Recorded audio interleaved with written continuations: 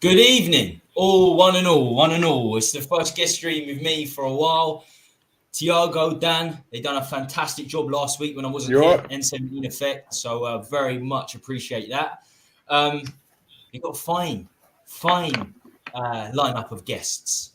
One man hasn't been on for a while. The Dagonator. He's just arrived during the intro by popular demand. Mr. Brian Daigle, what's happening, my man? Why haven't you been on for so long?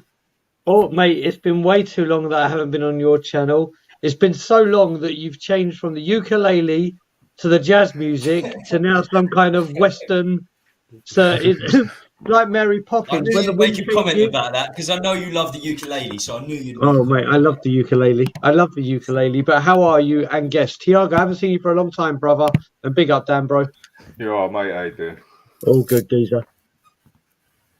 Right. It's great. It's safe to say there's a hell of a lot to talk about. Great result on the weekend. Last 9 days of the transfer window. Now, Bournemouth, early kickoff Saturday. It's all happening. We've got a Bournemouth guy in the chat already, which is a little bit weird. Don't know how he's found my channel, but he has. And we try to read out everyone's comments here, so I'll be looking at that in a second. But before we do get going, please make sure you like, sub, hit the notification bell. Super chats are on the road to 3K. You know, we're a long way away. We're over 300 away, but every sub makes a big difference. So if you haven't already done so, please do that. So, yes, we're going to get straight to it. Look, unfortunately, I never watched the Man United game. I was on my flight back from Greece, which is why I wasn't here to stream last week. On the exact time the kickoff took place. But of course, 2-0 clean sheet went very, very well. I'm guessing everyone here has watched the game. So starting with you, Dan. Were we good? Were we great? Or were we lucky? I mean, I've watched the extended highlights, right? But how did you see the game overall? If I'm gonna be extremely honest, yeah. Now, don't get me wrong. Lovely bit of tippy tappy to watch. Much better with the attacking football and everything. But everyone's totally gone off their nut about this, like we're going to finish 4th place or something. We was very, very lucky. We was not already 2-0 down in that second half because they had 2 clear chances that I could have put away, basically, yeah. But for a change, I mean, the handball, that could have easily been a penalty on another game as well. But we had a bit of luck on our side, and we did play well. Second half, we totally annihilated them.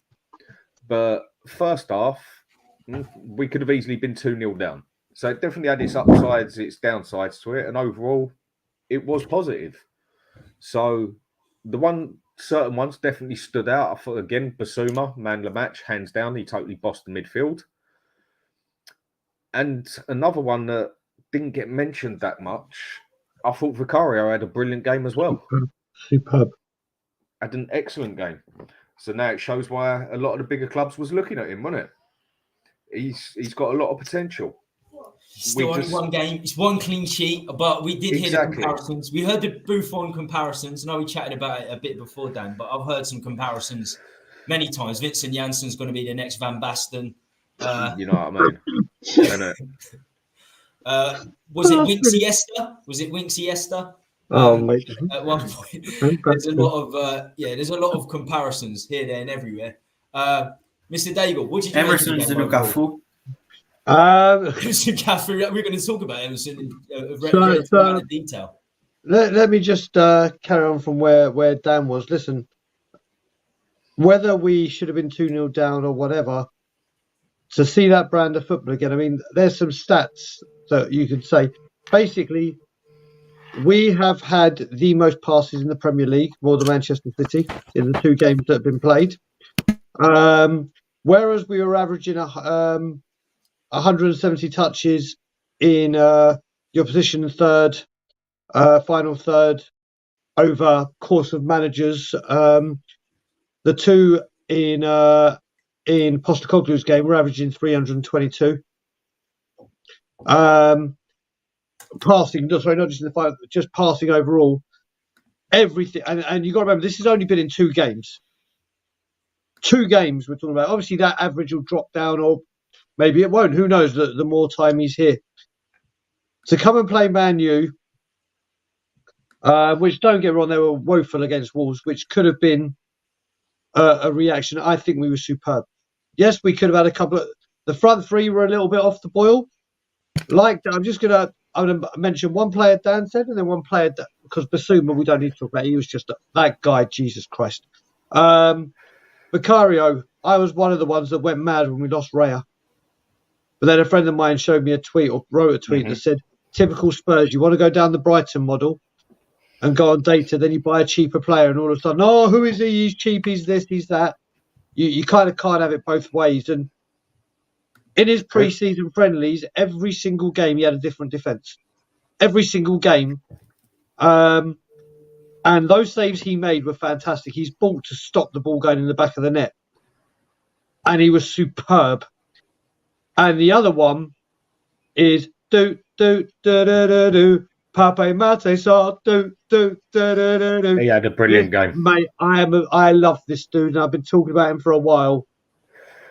Talking about comparisons, before we signed him, it was Yaya Toure. No, mate, you know what? So people say, what you got? I went mad when we signed him because of the timing. Don't get me wrong. We desperately needed help in midfield. And I thought Papa Massataro would be still a couple of years away from where he is now. But he's come in. And you know what he does? He reminds me of Vieira. Not saying he's going to be Vieira. His running style, his game, his build. Obviously, he's not as tall as him. But we have got an exceptional player on our hands there. And don't get me wrong, Basuma was awesome. But that midfield three were not just words. You look at it. You've got Lo Celso that can come in if need be. You've got Bentancur still to come back. If Højbjerg, that midfield has gone from being depleted last season to probably being our strongest area. I thought it was a wonderful performance. Tiago, do you back Brian up there? And if we're going to say the two best performers, I was going to ask this next, but I think Brian probably would say Sarr and Basuma were the two best performers. Yeah, Vicario. Yeah. Oh, and Vicario's, of course. Vicario's clean sheet. He played really well. So, Tiago, would you say they were the two best players, and how do you feel the game went?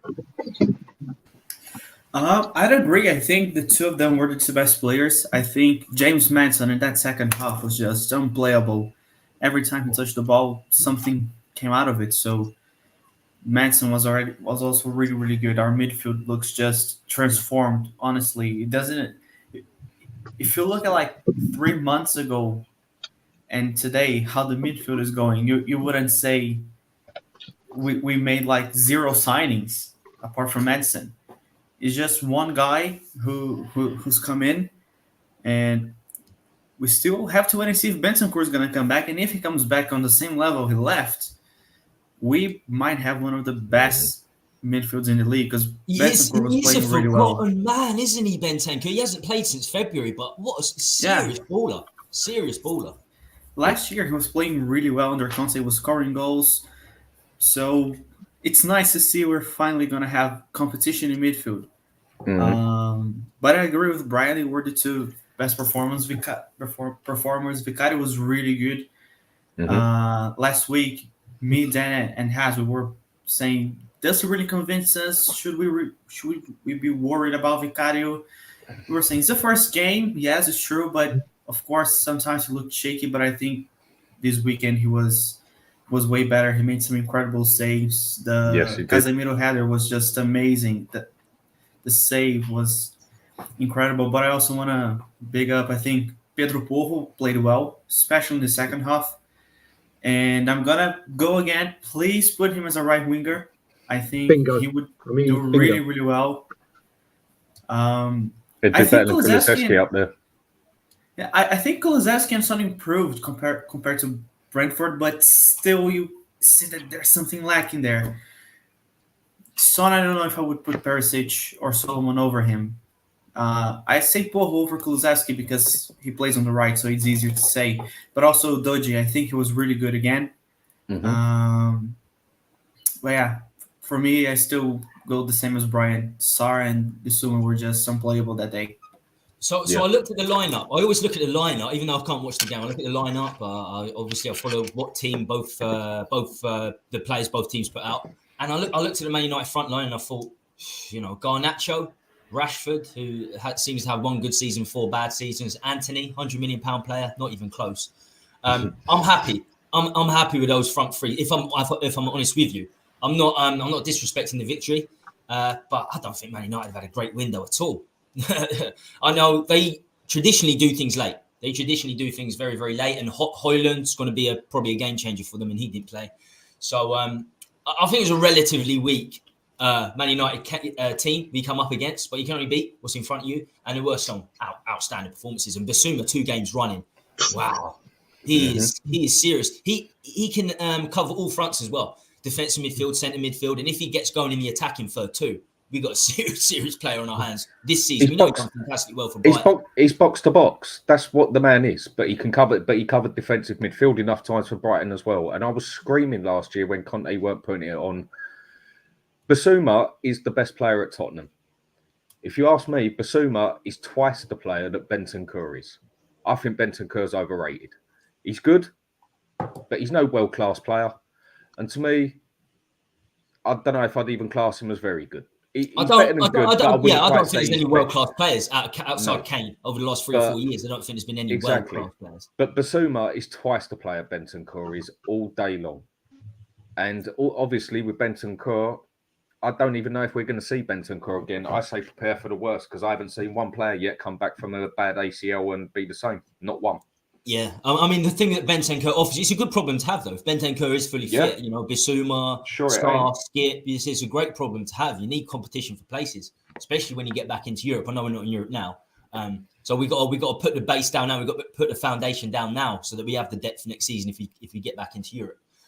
So, yeah, that's the way I saw it, Bigger challenges ahead, but I tell you what, we've got a good run of games coming up. Bournemouth Saturday.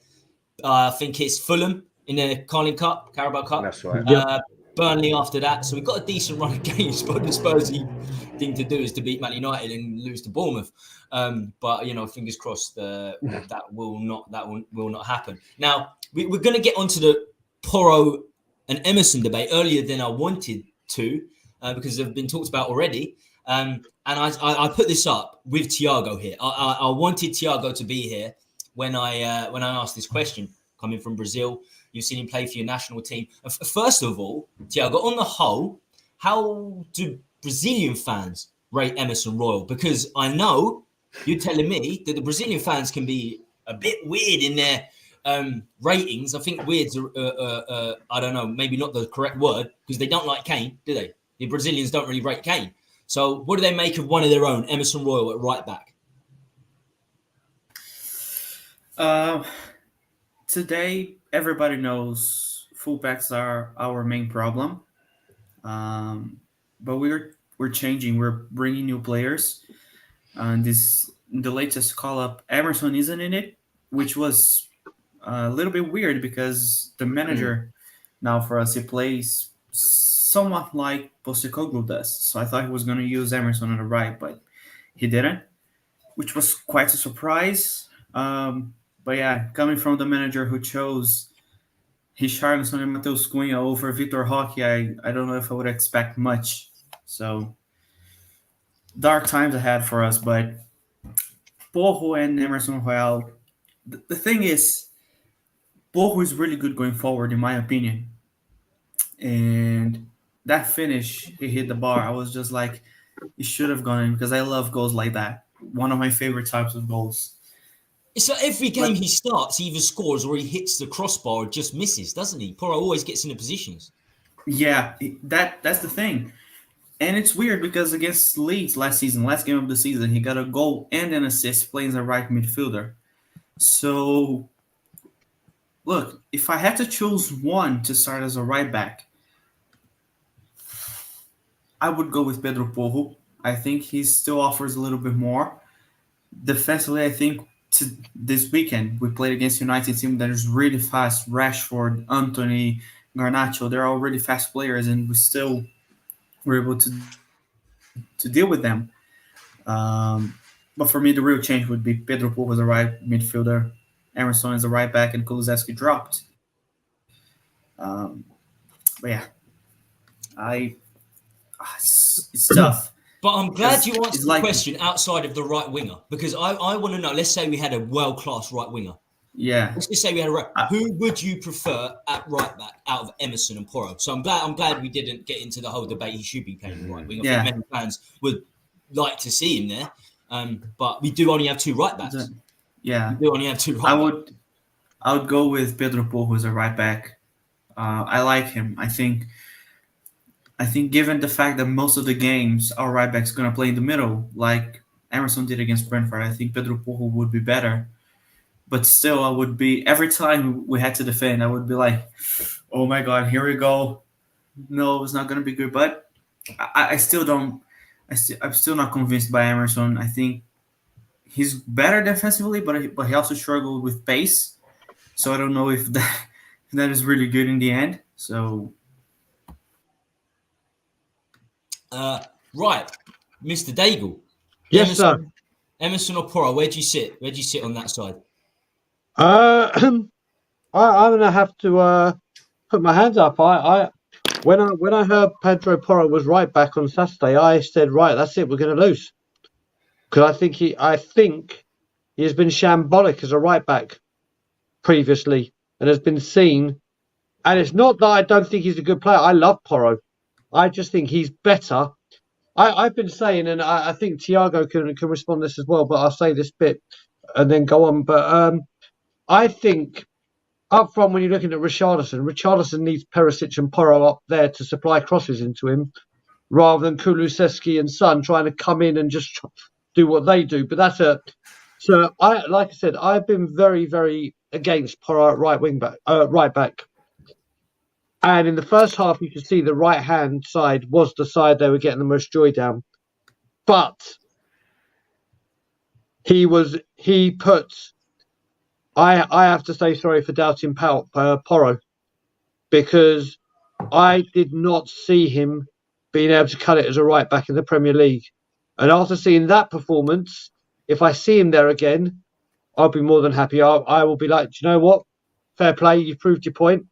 Like I said, I'll always say when I'm wrong. With that, I definitely got it wrong, because I think he had a very, very, very, probably his best performance in the Spurs shirt. In all honesty, that could do him the world of good. I believe Emerson is the better defender. That's not whether people want to believe that or not. I think he is the better defender. But do I think Porro's more coachable to get into that position and reach heights Emerson can't? 100%. I haven't agreed with many people in the Emerson and Porro debate, because everyone's telling me that Emerson is an outstanding defender. He's an okay defender. He's a slightly better defender. We've got the Emma Goat fans. We've got Nick, Barry, he's Ranjit, whatever you want to call him.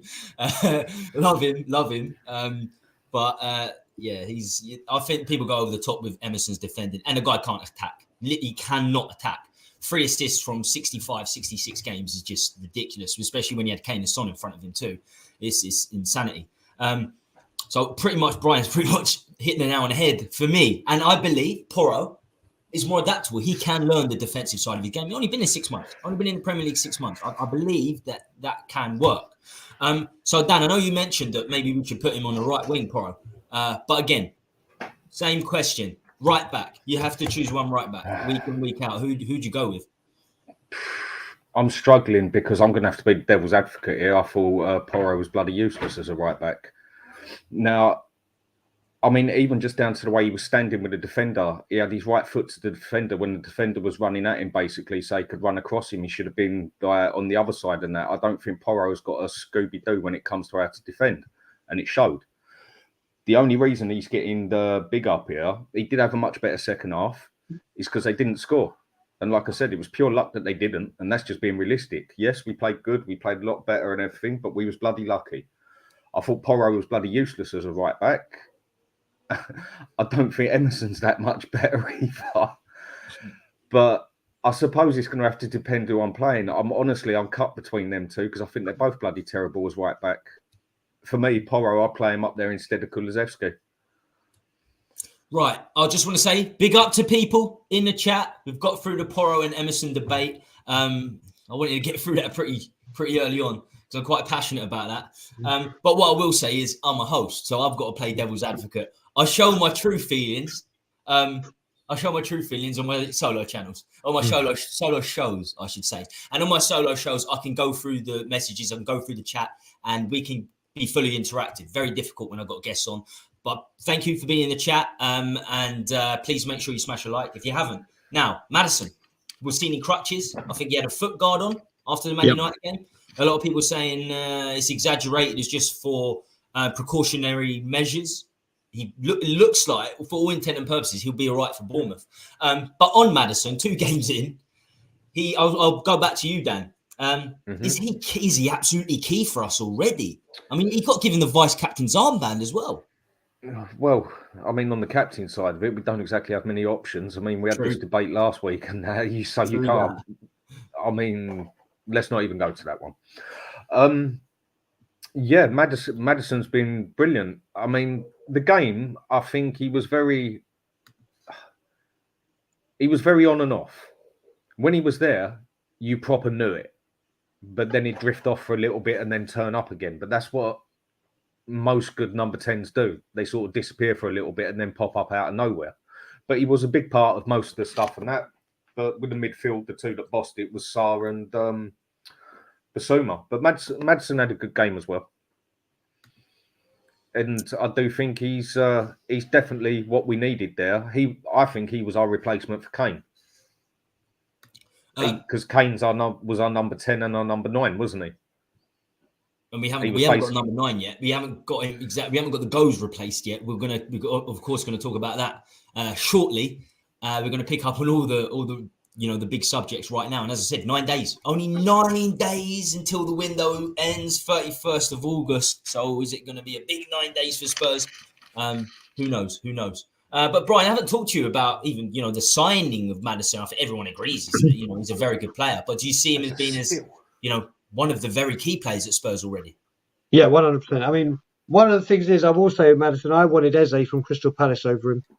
Not saying that, I don't get me wrong, Maddison is still a wonderful player. I'm delighted that we've got him.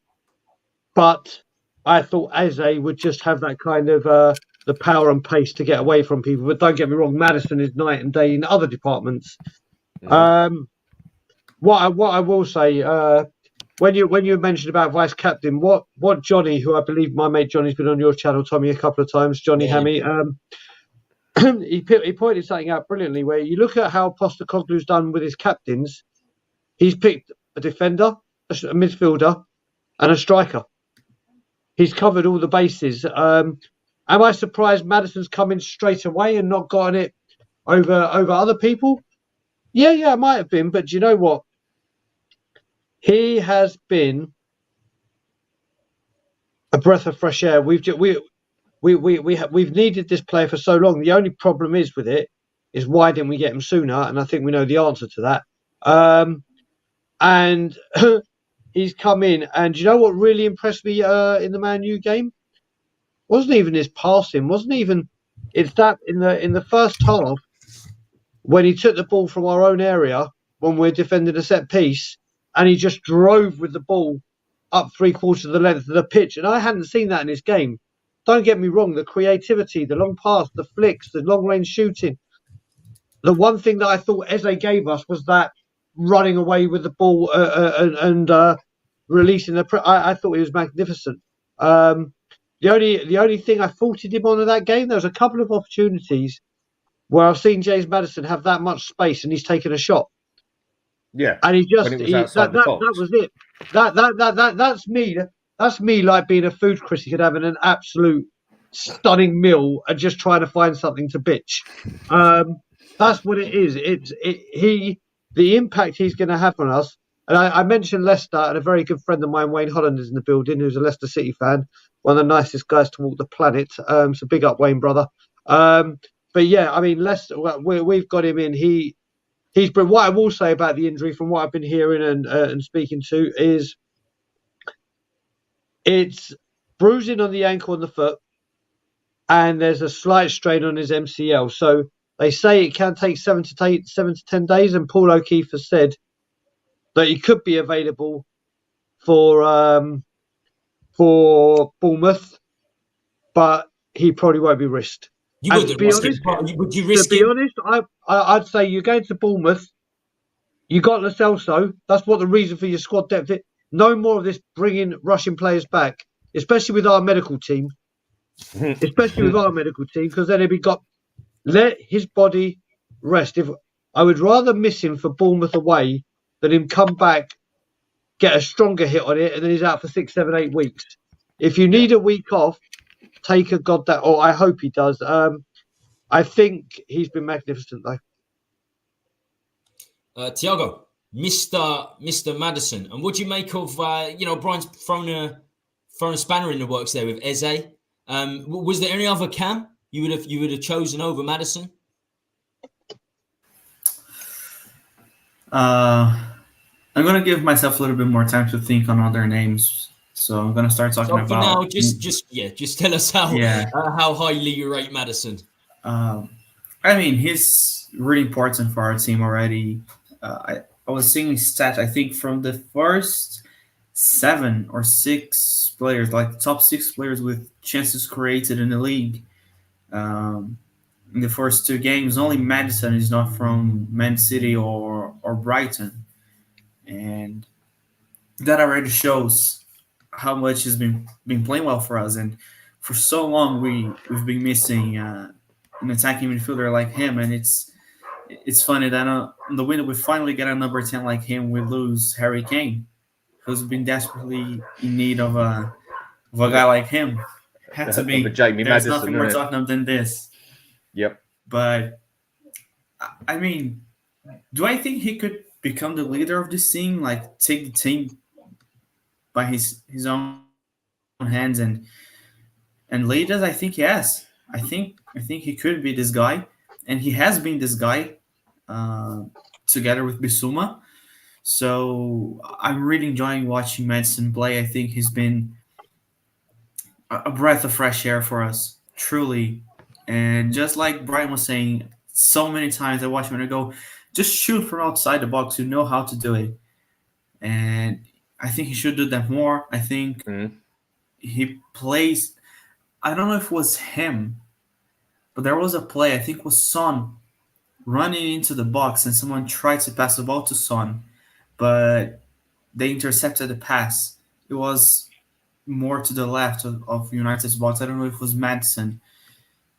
But he's just so intelligent, and the way he turns around and gets the ball to the other side of the pitch is something we have missed for a long, long time. If he's really out for Bournemouth, which I think he is, everybody knows he's not going to play, but Giovanni Lo Celso, then we're going to see how much we actually miss him, if we truly miss him, because there are 2 different types of players, and hopefully Giovanni Lo Celso can do the job, but I'm not really sure about that either. If I was going to sign someone else as an attacking midfielder, that is a tough question. Given the market, I would have said no. I think he was the one. Eze, I like him. I like him quite a lot, but I think Maddison already had more end product than Eze. 19 goal contributions last season. So more experience. Yeah, for me, he was the right choice. More experience, and let's be honest, he was already kind of a leader for Leicester, and I think we kind of needed that in midfield. So I would have gone with him.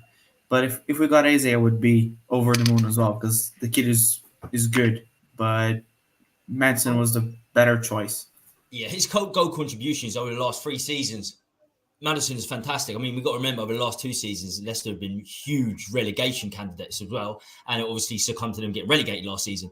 So that's the team he's been part of. What we do have to remember, to a certain extent, is half of the goals Maddison's getting are penalties. So I think he's scoring out of his 10 goals, he's scored 4 or 5 from penalties over the last 3 seasons. So that's not to knock him. I mentioned it when we signed him because Kane would be taking the penalties. If Kane was there, Kane would be taking the penalties. So Maddison naturally would have been scoring a few less goals. And I don't want him to be rated on his goals, Maddison. Maddison's rated for me on his creativity to supply other players and of course and his assists. So I think he's a fantastic signing. I really, really am. Eze, for me, would have worked perfectly if Ange stuck with a 4-3-3, say, because Eze played a lot at centre midfield. He adapts to centre midfield, and he can play. He can play on the right, Eze. And another thing people forget, I talked to a lot of Leicester fans. Maddison played half of the games he started last season on the right and got a lot of assists and goals on the right. Yes, he did. A hell of a lot, half the games. Wayne's saying that's wrong, Tommy. He scored 1 penalty in 4 seasons and missed 2. I thought it was 10 goals last season and 4 of them were penalties. Maybe in the cup games or something. 4 of them alone. If Wayne says that, Wayne... I'm definitely not gonna dispute it. But I looked at his goal contributing goals over the last 2 seasons. At least 6 or 7 were penalties. Maybe it was in different seasons. Maybe they got that wrong. It was in different seasons, but it certainly was. Perhaps I've got that wrong. Regardless, he's still a magnificent signing. I'm very happy. I'm very happy. And he for 30 mil, he's a steal. Simple as that. For 30 mil, he's a steal all day long. That is, 40 basically plus 10 million for Wiggs. Yeah, so basically 30 mil. It was a steal. Simple as that. Absolutely. But at the same time, I have to say, if one of the bigger clubs came in for him, he's going somewhere else, Maddison. So we got a little bit lucky in getting him in the first place. I thought he was Newcastle bound. All summer, I thought he was Newcastle bound, and I feel like they missed a trick. They missed a trick there. I had this debate with people at the bloody start and everyone told me I was crazy when I said there's a good chance we can get him because his wife wanted to come to London. And it was made public. Happy wife, happy life. Yeah, I think that was a big part in his move as well. I heard that, Dan, and I heard that. I'm not sure. I don't really believe that. When I hear these stories, when I hear about Kane's not going to go to Real Madrid. He's not going to go to Bayern Munich because he had a 4th child. I heard this, his family affairs. He had a 4th child. He's not going to go. I was like, he wanted to go 2 years ago to Man City, and he had 3 children. So I don't think he's not going to go because of 4 children. So I don't know. It's a short career, football. It's a very, very short career. To not go from Newcastle to London. I know Newcastle. Okay. I hope there's no Newcastle fans watching. It's a bit of a shithole, but so is London. No, it's not. I love Newcastle. I've never been there, but the word on the street is that I think Geordie Shaw gave him a bad name. I love Newcastle. If you want to be proper technical, there's a lot more in London to do for a woman than there is in Newcastle or Birmingham or anything like that. Depending what she wants to do, that is. But the way you got to look at it, apparently he was, and I'm going to say it now. Apparently, he wanted to come the season before, and Levy did offer him to Conte, and Conte said no. So, and this is me saying this. This is me of all people saying this. We could have had him last year, but the manager said no. The owner said yes. Either way, we've got him over the line. Exactly. We've got him over the line. We should have had. Listen. I say that, but then we also tried to get him when he left Coventry for Norwich. And the reason that we didn't get him was Daniel Levy and the price. And again, when he moved from Norwich to Leicester. Well, we've got him here.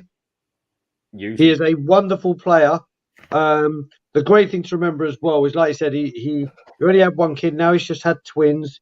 Being a father has grounded him and put him on a very, very good place and he's manned up and taken his responsibilities. There's no more of this causing a scene or getting in the press for the negative reason.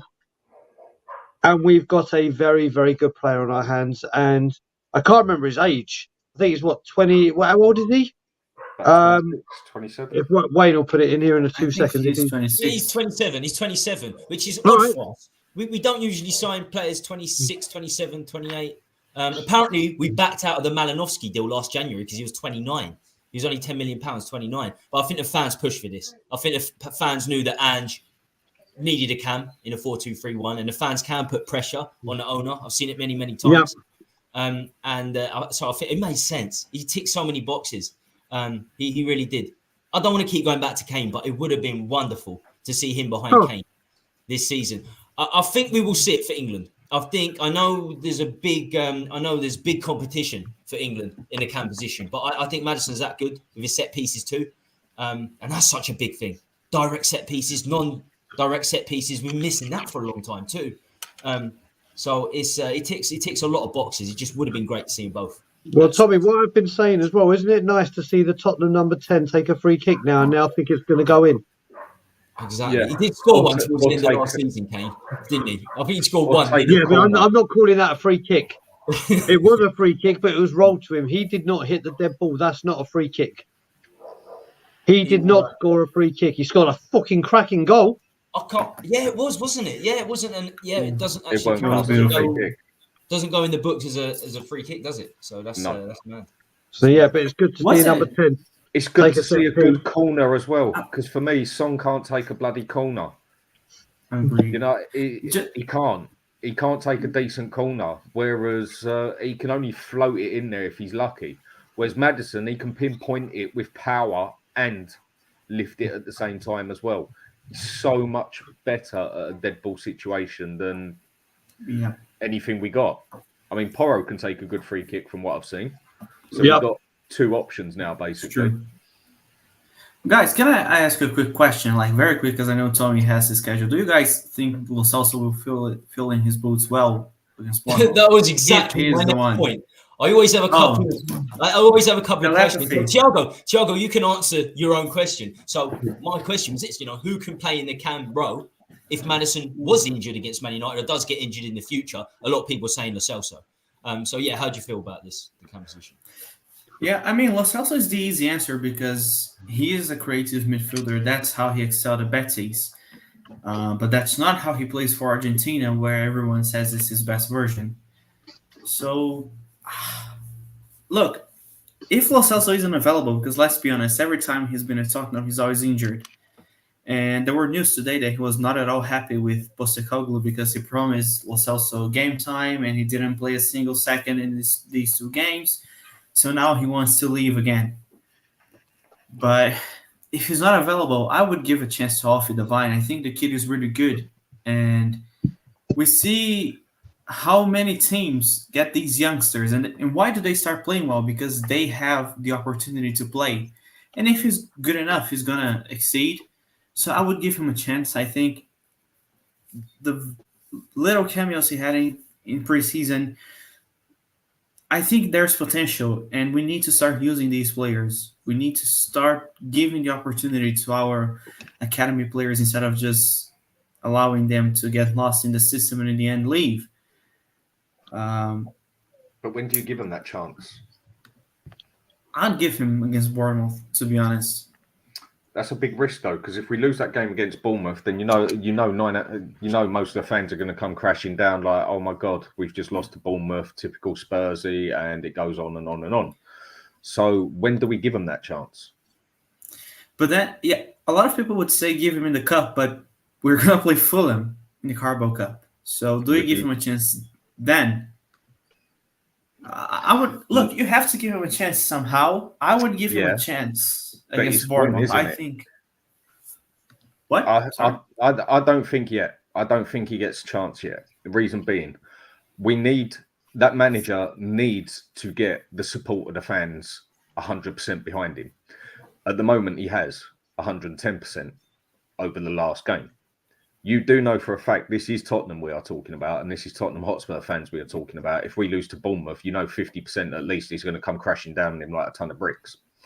Now, against Fulham, I'd say that's a bad idea as well, because I personally think this year we should forget about the league and just go hell for leather on a League Cup or an FA Cup, because I don't think we're going to finish higher than 6th if we're lucky. Not yet. And you go for the League Cup, anyone can win a cup sort of thing. And if he goes and gets a cup, then he's definitely going to have a lot. He's going to have a lot more time on his hand, like Arteta did with Arsenal, where he sneaked the FA Cup out of nowhere. It will be 16 years. If we don't win a trophy this season, it will be 16 years. So even if we finish 10th or 12th, but we win a League Cup or an FA Cup, Spurs fans keep their mouth shut. They won't give a toss about what's happened in the league. They'll be happy with the silverware. I personally think it'd be smart for him to go on the silverware. For me, it's tricky because for me, you're gonna go for the silverware anyway because we're out of Europe, so you can sort of that he doesn't have that dilemma. But we don't. I don't think we're good enough to beat the Man Cities and Liverpool overall. If you're going to give me, 2 out of 10 at a time, maybe we could beat Man City, Liverpool. So we need the luck of the draw. For me, we'd need the luck of the draw. But a cup game's a cup game. A cup game, anything can happen. That's why cups are so good. Because you can go and put Real Madrid against a team you've never heard, and the team you never heard goes and beats them 2-0 just out of nowhere, out Mm. of pure chance, because it is a cup game. That is why people like cups. And this season, more than ever, Dan, I agree, because as I said, we don't have Europe. So the League Cup becomes much bigger. And it's been so many years since we bloody won one. I think it's more important than the league. Dan, Lo Celso, is he the man to come in if Maddison's injured? Well, he's... Some people saying Kulusevski, some people said Brian Gill last season. Maybe he could pop in there. No, for me, Kulusevski, if I was going to play him anywhere, I'd play him as a number 10. Simple as that. Straight behind the front three, basically, because I think that's where you get the most out of him. Because he hasn't got to rely on his pace for that, because that's one thing that definitely lets him down a bit, and he is a bit predictable. But from that position, you get more. I think the Celso's going to have to be given a go, but he's got no right to come in there complaining about nothing, because as far as I'm concerned, if we're to talk about what we have seen, as all I've seen off Lo Celso at Spurs is crap. Couple of good games. That's like people saying, oh, and Ndombele needs a chance because he could do this, he could. No, and Ndombele has been the biggest fold the Premiership has ever seen in my eyes. But I'd say give Lo Celso a go, yeah. Why not? He's a proven player. Let's see if he can fix up what he messed up, sort of thing. Just want to touch on this. I'm not having this, Garage Classics. I was born in North London, half a mile from a stadium, and I can admit, 8 years, Tottenham is a shit. Oh, there's parts of London that, of course, are not a shithole. Fulham, in and around Fulham. Craven Cottage is my favourite ground to go to. Fulham is not a shithole, but Tottenham, North London, from where I am, it's a shithole. I lived in Essex for like 2 years. Try standing on the bloody door in Brixton. Last time I went there, it's just a geezer pissing on a tree outside Seven Sisters. The last time I went there, it's just pissing on a tree. And then that's what you get. That's what you get at Seven Sisters, Tottenham. It's just a normal affair. But I love my hometown. I love my hometown forever. Brian, I don't think I've asked you about this, the Cam situation. No. There's quite a few things that have got in this conversation I'm going to speak of. Well, first of all, Lo Celso and his happiness. He is unhappy because he hasn't got minutes. Because obviously what's gone on in the pre-season he's had. Listen, let's not look at this as a Spurs. If you look at this as Giovanni Lo Celso, who comes back and thinks he's got a chance, then sees James Maddison walk through the door, then see James Maddison being made vice captain. It may be good, like he's proved us that he can come in and do the job when Maddison can't, or play with Maddison, or if Maddison is rested or dropped, whatever, he can do it. He wants first-team football. That's the problem. He wants first-team football, and he's not going to get assurances here unless James Maddison, please God, doesn't pick up if he picks up an injury or is suspended for a while, then I see it being Lo Celso. But do you know what? And I think Lo Celso does it. But Thiago mentioned a player that, Tommy, you know, that I love more than life itself. Divine. In the youngster that is Alfie Divine. Mm-hmm. And yeah, you said it long before. I've been going on about Alfie for about 3 years, maybe more now. Even when he was at Wigan, before he came to Spurs. Yeah, I think you mentioned to me you knew a guy from Wigan. So as soon as he signed, my parents, very very good friends, their son was on the Wigan medical team, and was saying this kid is just like. His fitness levels are off the charts. They're saying what's his name? James Milner. Even at that age where he's still out running everyone out. He said this guy is like the fitness of that dude. And they're like, this guy is special. Now, what annoys me is not what Dan said as in it was Dan saying it, but what I don't like is when people say, not Dan says, but if he plays and we go out, people are going to say, oh, it's because Alfie was there. Why do we take it seriously? This isn't at you, Dan. It's like loads of people saying it, not you. Everyone's got their own opinion, mate. You just mentioned it. What gets to me is, did Liverpool fans say that to Michael Owen when he was 16? Did Everton fans say that to Wayne Rooney when he was 15? I can answer. Did other players say it to Robbie Fowler, Paul Gascoigne? I could go on. Listen, I'm not saying I love Alfie Divine and I think he's going to be a world superstar, but I'm not putting him in the bracket of those just yet. But he has the potential to do it. And with me, when it comes to Alfie, he either hopefully plays against Fulham and I'll be there. So I'm praying to God he starts against Fulham, or at least off the bench. But if we aren't going to play him in this time, he needs to go out on loan this summer, go out and get the minutes that he needs, requires, and deserves. Because the one problem Tottenham Hotspur have had is having these kids and giving them a pathway into the first team. And this guy needs a pathway because once he gets in, he ain't coming out. He's that good. And this is definitely not Brian jumping on the bandwagon. As I said, when I first started streaming, Brian was going banging on about it. We only signed Divine for 500 grand. Wigan were in big debt, so he would have gone for a lot more money. Same with the Joel Gerhardt, the lead striker. He's going to be a star. Come from the Wigan Academy. They were producing good players a few years back. So Divine is going to be anyone that's seen me on YouTube would have seen me going on about it from the very beginning. This kid is. I can't tell you just how. Put it this way, I'm putting a bet on. I keep putting it off that he'll be in the England World Cup squad that goes to Canada, America, and Mexico. That's how big I'm going. Is he captain for England under 18s or something? England under 19s or something like that? Yeah. So I'll be surprised if he doesn't get first team appearances. I'm going to talk a little bit about Chelsea and our rivals. Let's do it towards the end of the stream, not just yet. I'll tell you what, I know Chelsea lost on the weekend, but did you see the Chelsea bench? 8 players, 8 players, 18, 17, 18, 19 years of age. We need that. We definitely need 1 or 2 coming through. And if you're going to lose a few games whilst it happens, then, so be it. You don't want to be losing to West Ham, that's for sure. But I just could not believe the Chelsea bench, especially with Chelsea had 15 players too many first team players this summer. They got rid of a hell of a lot. So that surprised me. It's something we need to start implementing, I believe. And we've got some quality there. We've got some quality young players there, and it starts from players like Divine, who can play. He can play cam. He can play centre midfield. He can play up top. Played up top for England for the Spurs under 23s a lot last season too. So very, very adaptable. It's always great. It's always great to have that. I think we should leave it a little bit longer before we give a couple of chances, though, because let the manager get a few wins behind his back, then he'll get a bit of breathing space. And then if there's more injuries, then give Divine a go, whatever else. Again, that's the thing I want to ask you.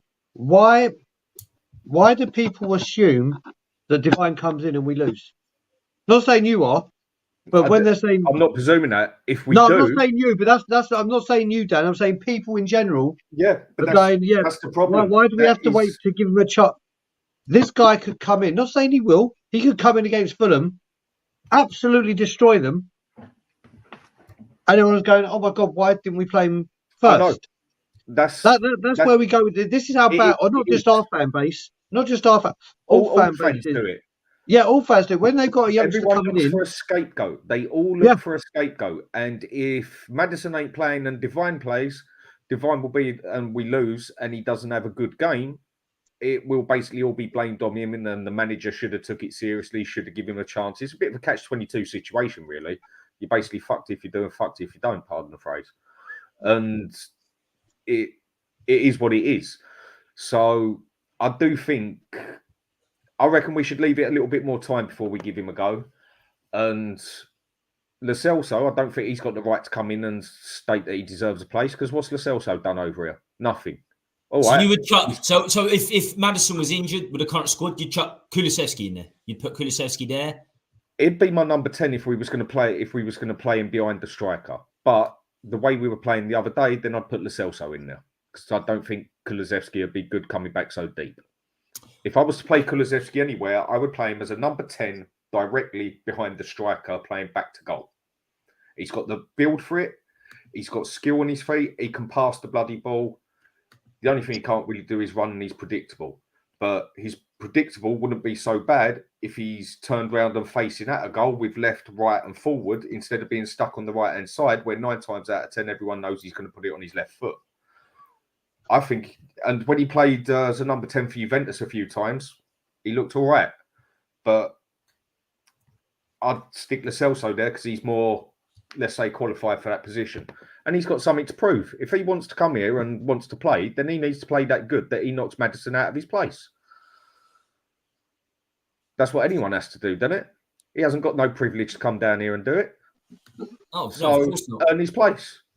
Of course not. And I thought I thought Devine should have been loaned out last season. I felt we should have got him a loan move last season even. But for me, it probably is a little bit too early because the pressure, the pressure on him, Brian. That's exactly the reason. If he comes in and fails, then you could, in a way, it could ruin his career. If the fans get on his back like they did with Sarr early on, like they did with Sanchez at times, I think certain players deserve it. But we can't get in our own players back during the game. And but what you got to remember with that, Tommy, so what I'm saying, Brian, is give him some professional games first. Give him some Oh, professional of course.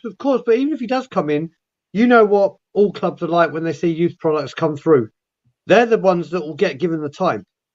So listen, I'm not even saying right now I would start Lo Celso over Devine against Bournemouth. I would do, but Alfie Devine needs his time. Alfie Devine, look, put it this way. With Dan saying he wants to go for the Cups, and I'm with Dan on that completely. If someone said to me 12th in the FA Cup, I'd bite your hand off right now and say thank you very much, done. So which is bigger of the risk? If you had to play Devine in the Premier League against Bournemouth or play Devine in the Carabao Cup, had to, I'm asking you, if you guys had to pick one that Devine plays in, which one do you pick him? The Premier League against Bournemouth or the Carabao Cup against Fulham? At the moment, I'd keep the Celso for both of them. No, I'm saying if you had to. I'm saying, Dan, if we had to play Devine in one. If I have to do one, then the Cup's more important to me. So you play Lo Celso the Cup and Devine in the. If I've got to do one or the other, then that's the way I'd do it. And it's not the easiest first round, is it? Fulham. Exactly. No. It's not the easiest. Yeah. So I would go the same. I'd go Devine, Bournemouth, and Lo Celso against Fulham. Tommy? But what I want to say about Devine is just, look, either way, none of the approaches we've been having the last few years have been working because we've been signing, for example, Troy Parrott for. Everybody was saying, "Oh, he's a great potential. Let's send him on loan," and didn't work out. Dan Scarlett is gonna go to his third low and still hasn't had a chance. Why don't we give Devine a chance? Look, I haven't watched much of him. What I watched from him was in the Under-20 World Cup. I thought he was really good. Of course, we're talking about him playing against another Under-20 players. But I think he could be given a chance, you know? Okay. Put it a different way then, yeah? He should be given a chance, yeah? All right then, earn your chance. If he's doing that well in training, then put him in there. If he's not doing as good as the Celso or ever in training, then he can't go in there. Correct. I think he needs to go on loan to a I think team. that would be the best thing for him. He needs to go on loan to a championship team. Like I would say, for his development, playoff challenging and higher in the championship. I don't think he's one right now that can go on loan to like a Luton or a lower down Premier League club. He needs to have regular minutes. And I think as well, I mean, the perfect team I think there would be for him, and we know that they do well with our talent, is Norwich. Send him out like Ollie Skips. Send him out there. Say, right, listen, play him there. This is what we got in mind for him. And Norwich will play him. And Norwich will play him regularly rather than just having him on the bench gathering dust. Exactly. No, you're right. So I think a move. So if people are from Norwich are watching, the Norwich scouts are just tuning into the Hotspur Hood for no apparent reason in a Spurs Bournemouth Man U review and preview. Please go and take Alfie Devine on loan.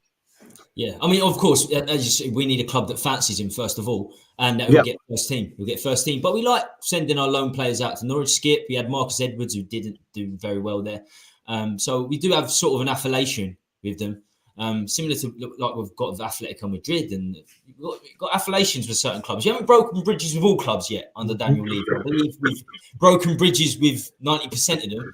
But not all of them. And to be fair, having great loan moves is not the be all and end all. You know, Kane was okay. You know, he scored 5 or 6 goals for Leicester when they were in the Championship. It wasn't great, but I feel like it's just good to get those minutes. It's very important to get those minutes in your legs. Big up Mo Hotspur. Big up everyone in the chat. A lot of regulars. I'm seeing a hell of a lot of regulars get a lot of support on this channel. from many of the same viewers. I'm seeing a few new faces in today as well. So if you're new and you haven't subscribed, please make sure you do that. An hour in. Don't usually like to take these streams for 2 hours, usually hour and a half on a Tuesday. So we're not going to be on for too much longer. But we've got some interesting topics to get through. As I said, very difficult to get through the chat and announce the chat. I should say, read out the chat in these guest streams. But Thursday, I'm going solo with question time. Make sure you join me then. Fully interactive. So striker options. Dan brought this up earlier. I said Dan and Diego run the show last week, and they've done so very, very well. And Dan brought this up earlier. You know, Greenwood been released by Man United. We still haven't replaced Kane. Kane hasn't been replaced. I might as well start with you on this, Dan. Striker options: Greenwood, Lukaku is doing the rounds in terms of rumours. Orban has for a long time. Is Richie your son good enough for number 9? Do we not need a striker? Personally, I don't think a striker is our biggest problem, because I would personally be playing Son in the middle, Perisic on the left, and then you've got a choice of Solomon or Kulusevski or Porro on the right, or you can even stick Solomon on the left. But for me, I'd play Perisic all day long because he can cross it. Son can go in the middle. But if we're going to go for a striker there, Lukaku is just a no-go. I mean, he's a tank, but he just don't seem to get to his full potential when he's in the Premier League. Yeah, he's scored goals, whatever else, but as an overall player, he's not what we need. I would snap Greenwood up like that. Now, when I've tried talking to other people about it on other pages, everyone keeps blocking it off. No one wants to mention it. Now, as far as I'm concerned, in this country, there's meant to be that rule that you're innocent until proven guilty. And as all we saw of the evidence with him, which they did show a bit of people, was little bits of this and little bit of that. So then what do people do? Patch it all together and they add 2 and 2 and they get 22. And he was not guilty. He didn't get charged. So obviously there wasn't enough evidence or whatever happened. Do you know what? I don't care. I really don't. As long as he comes to Tottenham, if he comes to Tottenham and scores bloody goals, I don't care what race you are. I don't care what history you got. I don't care what sex you got. I don't care what gender you got. As long as you come and play bloody football and score the bloody goals like you're meant to, I couldn't care less. This is where I think people take things too personal. I'd snap him up. Daigle, Greenwood, strikers, Richie, Son. So, Mason Greenwood, the footballer, is one of the best young things I've ever seen. When Harry Kane was rumoured to be going to United, when City, I heard in a paper, apparently they put a bid in, or the rumour was they were going to put a bid in, was for cash or a swap with David De Gea, Donny van der Beek, and Antonio Martial. And I said, do you know what? If you swap De Gea for Dean Henderson, and you'd swapped Martial for Greenwood, I would have bit your hand off back then, because I loved Marcus Greenwood, the player. He is still a fan that he hasn't played for a while for obvious reasons. He is a fantastic striker. Do I want him at this football club? Absolutely not. The footballer, yes, I do. But he's always going to have baggage, and bad baggage at that. I agree with him. I agree with Dan again that you're innocent until proven guilty. Completely get that. Like you had with Chad Evans and everything like that. And look at the other player. Hang on a sec. Look at the other one, what it happened to. Who's the one that it just happened with Man U, that he ended up doing 2 years because some woman run her mouth off just to get a bit of money? I've seen it too many times. You had Mendy. You had Mendy from Man City. Yep, that's right. That's what I'm on about. Yeah, he done 2 years. Everything dropped. We don't know what happened. Nobody knows what happened. Yeah, everybody's judging him just because a woman has made a statement. Yeah, I'm not going to get down this rabbit hole because it will open up Pandora's box. Let's open it up. Turn the key. No. I want to see it. No, listen. Like I said, I look at this and put it this way: if Marcus Greenwood had just brought the club into disrepute or whatever, I would have been begging for us to get him. He would have been it. It would have been, that's it, done, we're sorted, whatever. He would have been absolutely exquisite for us as a footballer, and he still will go on wherever he goes. He's a terrific football player. There's no doubt about that. But it's just a PR and bad press fucking nightmare.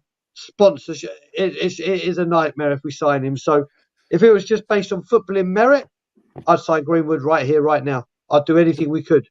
But it's not Greenwood. When you bring Greenwood now to a football club, you ain't just bringing the footballer. So basically, because of a couple of messages and a couple of little bits of recordings we hear, because we didn't hear the whole bloody lot and everything and that, and even though there was no charges pushed and everything, because some woman's run her mouth off like they do love to, I've had it done to me personally, his life comes crashing down now. No. I didn't say his life comes crashing down. Well, I just said I wouldn't have him at Tottenham. But then that's what everyone else is going to think like as well, and that's not fair. Well, you've got to remember, Dan, the question was...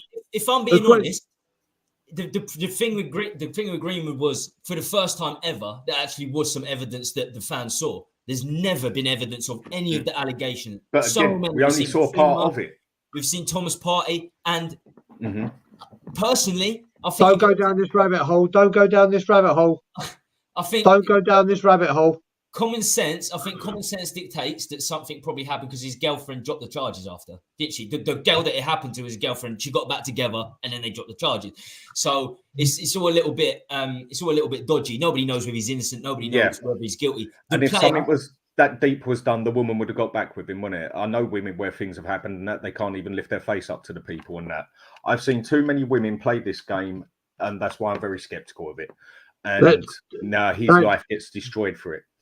Well, it's not. I'm not going to comment anymore on Greenwood because it will go down a rabbit hole, and I'm not. It'll just. It's a sticky situation for a lot of people. Right, you haven't been on the show for a while since we started doing. We don't do the quizzes anymore. We do one segment called Muppet of the Week, and we will bring up. We'll just not bring this up again so much on Greenwood, but you do have a choice of Muppets, and we'll be talking about it shortly. Yeah, that's right. That's fine. But what like I'm saying. When you go down that path, whatever happened behind closed doors happened. Whether he got found innocent, whether he got found guilty, we live in a day and age where we have a legal system where it goes. Just because a charge has been dropped doesn't mean a person and anyone in the world, does a crime and they're found not guilty, doesn't mean they didn't really do it. You never know. So it's just let's get back to talking about strikers. Gift Orban is the one everyone wants. Gift Orban looks like a tremendous talent. We don't want to pay 30 million. Is it an extortionate fee? Would you say? Maybe. But as I said... how much did you say that? 30 mil. 30 mil. So when you're looking at... Like I said, when we lost out on Raya, and people saying he ain't worth 40 million, well, Gift Orban, 30 million ain't breaking the boat... ain't breaking the bank for us. That's our sweet spot, kind of the 15 to 30 kind of bracket. Is it worth spending 30 and getting him and seeing if he's a flop, or is it worth losing 30 or not spending 30? He goes somewhere else, tears the fucking place apart, and then it's like 100 million, 80 million, whatever. We need a striker. We desperately need a striker. I think whatever way you look at it, Richarlison, I hope, will come good. Son can play there. But I want someone that does play there. Harry Kane was a striker. Harry Kane got you XYZ goals. There's certain teams that have a striker that guarantee you goals. Right now, I can't guarantee any of our front line gets you goals. To the amount that we need. And we need someone that comes in and says, right, I'm a man that you'll believe is going to get those goals. And I actually think, whether we use him as a striker, I think before the end of deadline day, Brendan Johnson will be a Tottenham Hotspur player. Top player. I'm a big fan of Brendan Johnson. I'm a big fan. He will be a Tottenham player by the end of the window. In my That's honest why I belief. don't think he'll be a Tottenham player because I think he's a top talent. I don't think I've honestly got a feeling that he will be a Tottenham Hotspur player before the end of the window. I think everything right now is a smoke screen, and everyone thinks we're one place, and Brendan Johnson is the one we'll end up with. Tom, one last thing that I'll mention, that I'd like to mention on this Greenwood thing. It'd be the last to say of it, yeah? Just for a few people talking on here. Right. Absolutely. Look, Right. I'm not afraid on this channel. I don't care. Right. Look, if it's in the news, we're going to talk about it. Here's my It's as point, simple as yeah? that. If these videos gave evidence and solid evidence, she wouldn't have been allowed to drop the charges. Because when it comes to domestic violence, been there and done it, been on the raw end of it, the police are allowed to take control of the situation. Whereas if me and you have a fight in the street, and even if the police see it, if neither of us press charges, neither of us press charges. If police have significant evidence that a woman is being beaten up by her partner, then the police legally take control of the situation and the woman can't drop the charges because it's the police charging them. So if these videos were such good evidence and everything else in that, he could have paid her £10 billion and it wouldn't have mattered because the police would have took control of the situation and charged him. So the evidence wasn't that good. End of. Yeah, I mean, look, I always have a few notes on what I'm on sort of on these the segments and the topics that I ask the guests. And first up, we did talk about it was Son and Richie. Are they good enough as a number 9s? I don't think so. Both look very comfortable with the ball at their feet, dribbling in position to score for me off the left. They like that. They need the ball. Some players just need the ball to get the best out of their ability. And I think Son and Richarlison are that from the left wing. You know, he scored his most goals for Everton, 13 goals, 2 seasons running off the left with Calvert-Lewin up top. So I think it's probably Richarlison's best position as well. I know he plays there for Brazil, up number 9, but you're not going to outplace Vinicius Junior, are you, on the left? That's not going to happen. So we need a striker. For me, we need a striker at least to compete up top. Greenwood, as I said, look, I want Levy would take it. If it was arrested for it, and he was he got 3 years and come out or something like that. Levy has no morals or principles, and it's not just with this. I mean, just in general, I don't think he's got any morals or principles. He's a fraud. He employed a fraud director of football, Paratici. He's probably still got him as a consultant, so I wouldn't put it past Levy to do this. But it would be more of a circus. I think we're a circus as it is. I don't think we need. I think there are other strikers out there, quite frankly. And 18 months, Greenwood. Back to the football side of things. Coming back to the football side of things, he hasn't played for 18 months either. The way Man United have handled it is just ridiculous. It's just ridiculous the way Man United have handled it. Because if anything, they've ruined the boy's career as well. They've ruined it. They should have just got rid of him straight away. Or they even stated at the end of it, we believe he's innocent. They even stated that at the end of it as well, didn't they? He even said it clear as day. I did. Why did they get rid of him? It's the money thing. It's for the look on the club and everything. It's just. So that's what I'm saying. That's why I'm saying, Dan, I don't want him at Tottenham. If it was on the footballing side, I'd have him there in a heartbeat. So the exact reason Man U have let him go is the exact reason I don't want him at Tottenham, and the only reason. Right. So because Man U done that, we now have to copy Man U and be. I didn't say copy Man U. I said that's the reason I don't want him at the club. If it was on his footballing, I want him at the club. That's all I care about. Not... If I would have genuinely thought the fella would have pulled off a stunt like that, I'd be totally with you. But if there was enough evidence, the police take that one into their own hands. I've seen it happen myself. I've seen it go on in people's lives and that. So there was not significant evidence there or nothing and that. And Man U weren't willing to back their player up at the end of the day. Fine. Why have we got to copy Man U and be so scared of what the public might think and everything else and all that? But I also do get the business side of it as well. It could be a tricky one, but I bet the stadium would still be full up every week in, week out, and he goes and scores a hat-trick. I bet you a load of Spurs supporters totally forget it ever happened. That's how shall I put it? That's just what football's like. It's just how it is. Right, Dan, forget Greenwood for a minute. If we're linked with Lukaku, we're linked with Orban, Mitrovic, very highly linked with Orban. Would you take any of those? Out of those 3, let's say Mitrovic, Lukaku, and Orban, who would be the front runner for you? Do any impress you, let's say, to come in? Well, Lukaku, no. He just would not fit that system at all. I mean, all he can do is really jog forward and toe punt the ball. So I don't think it'd suit what we need. Orban, I can't rate him. I haven't seen him. But I think we're all missing a name out here who we should go for. Ivan Toney. Muscle it out until January. Snap up Ivan Toney now. You know you can do it behind the books. No, you can't talk to him, whatever now. Bollocks. You know they will. that you know they can. I'd get Ivan Toney ready, snap him up in January for 50 mil, and job done.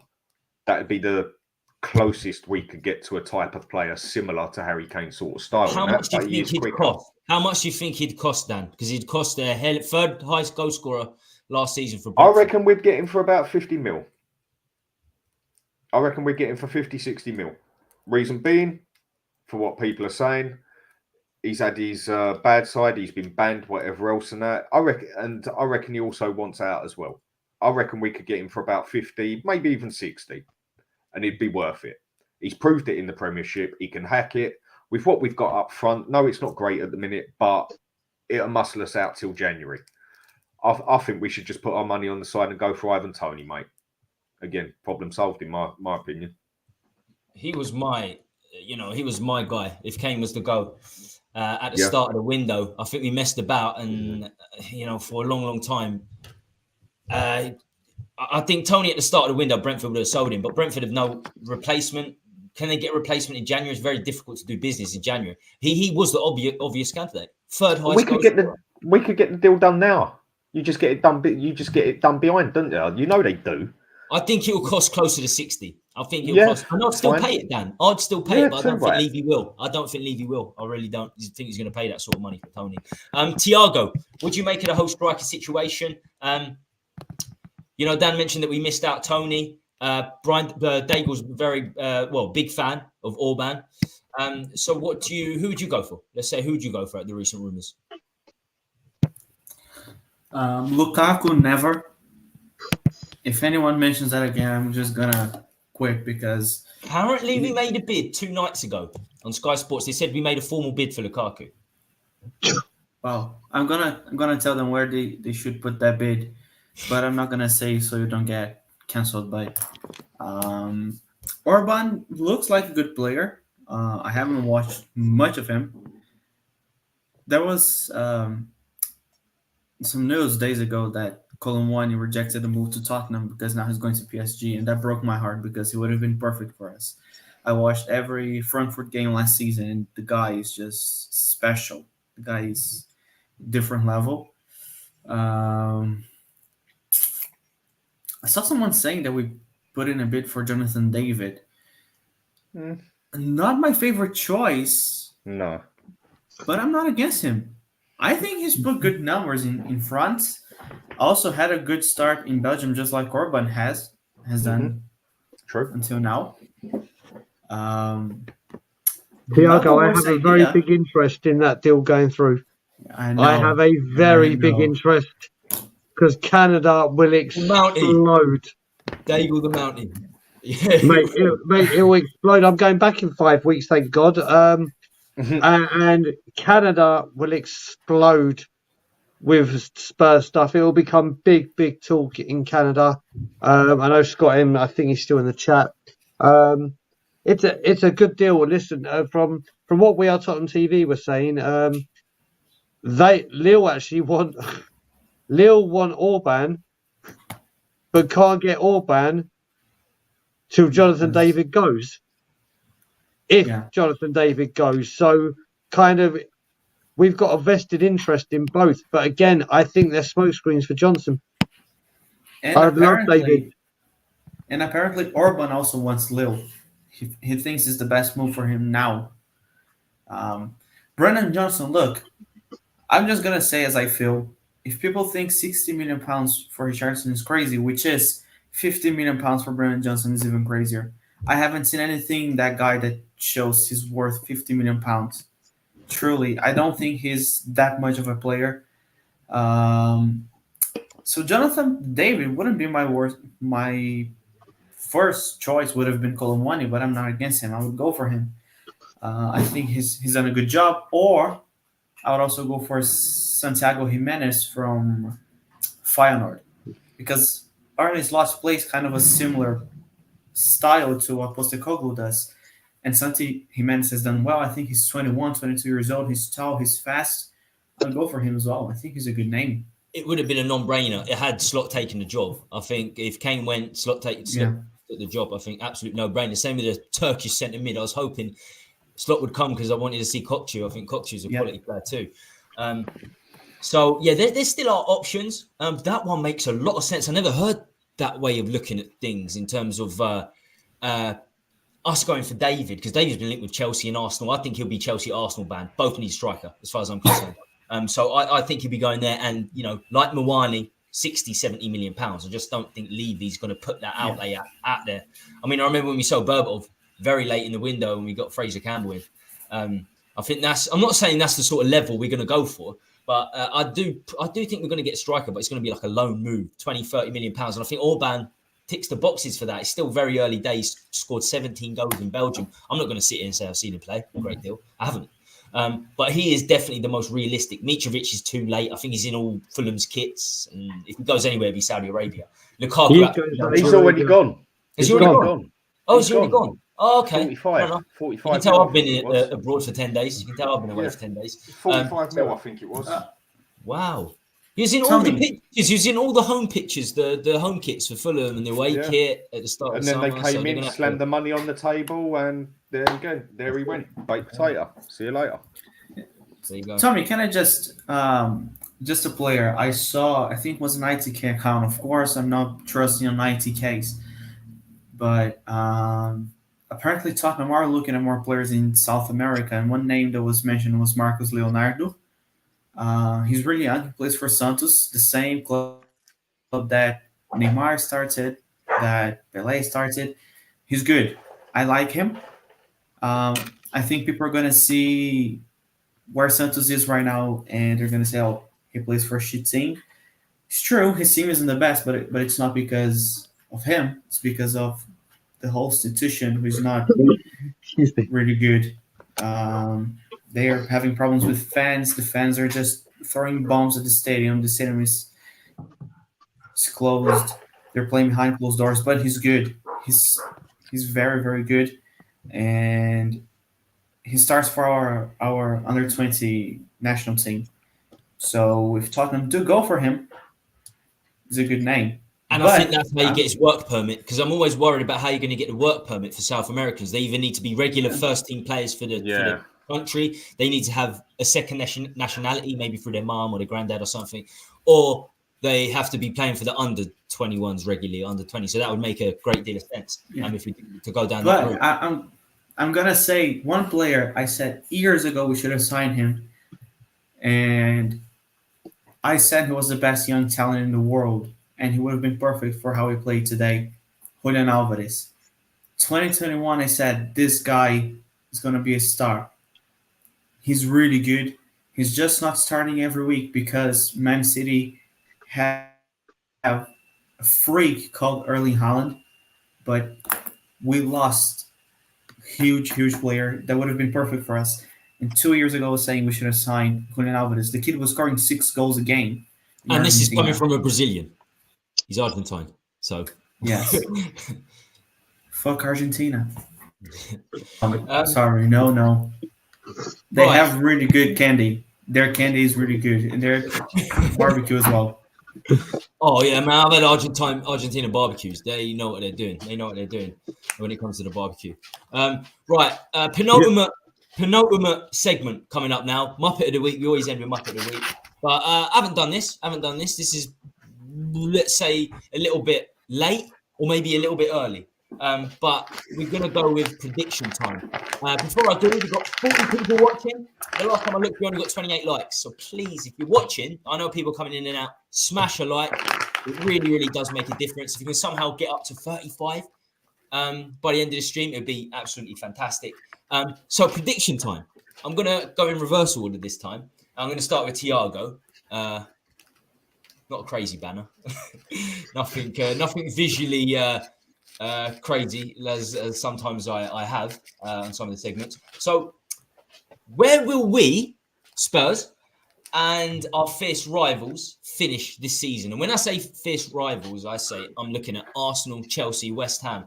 I'm going to be writing these predictions down, by the way, for future reference. So I want actual positions, not they could finish in Europe, they could get relegated. So Spurs, Arsenal, Chelsea, West Ham. Where do you think? What's their predicted finish for you? Okay. I think Tottenham are going to finish 6th. That was the position I put in the beginning of the season. The thing for Tottenham is, I think we're gonna finish sixth, but we do have the chance to go higher because I'm not really sure about Brighton and Newcastle having European football and how they're gonna deal with all these competitions at the same time. But I'm still gonna go with Tottenham sixth. Arsenal. That's a tough one because they're not looking that brilliant. But I don't see 4 clubs better than them this season. So I'm gonna put them fourth. Chelsea, the way they played against West Ham was worrying, especially when they were with 11 players and West Ham were a man down. They created so little. Chelsea, 7th. I think they're going to finish 7th. Not really confident about Pochettino. And West Ham, I'm going to go 13th. I just don't think they're good enough. Right. Average squad. 13th. So, Thiago, West Ham 13th, Chelsea 7th, Spurs 6th, Arsenal 4th. Brian, what do you see happening, my friend? Okay, so fourth, Spurs, I want to start with Thiago. Agreed with him completely. 6th. Anything higher will be a huge bonus. Let's focus on the cups. Let's not, and it's not even because I don't think our transfer activity has been good. I think the other teams are just strengthened. We've strengthened our squad, but we really need to strengthen quite a lot. Whereas other teams have gone out and they are properly strengthened. They have properly done their bits. I think Arsenal finished 3rd, unfortunately. And the worrying thing for me, Thiago, is they're not looking good, but they're winning. Wait till they do click and they are ready. And that's the worrying thing. When teams are winning, when they're not playing well, is the problem. So I think they finished 3rd. Chelsea, I think with the way they act and the way they go, Pochettino ain't even going to finish the season. I'm being deadly serious here. Why not even make it to the Spurs-Chelsea derby the way they operate? Mate, well, they go. I think he might just, mate. Do you know what? I think a lot of Spurs fans, me including, is more excitingly awaiting Pochettino's arrival for the Chelsea game, the North London derby. I'm with just you there. this once. I believe me, for me, Spurs Arsenal is much bigger for me than Spurs Chelsea. There are people that say Spurs Chelsea means more to them. No, Arsenal are the enemy, always have been, or public enemy number 1. Then it's Chelsea.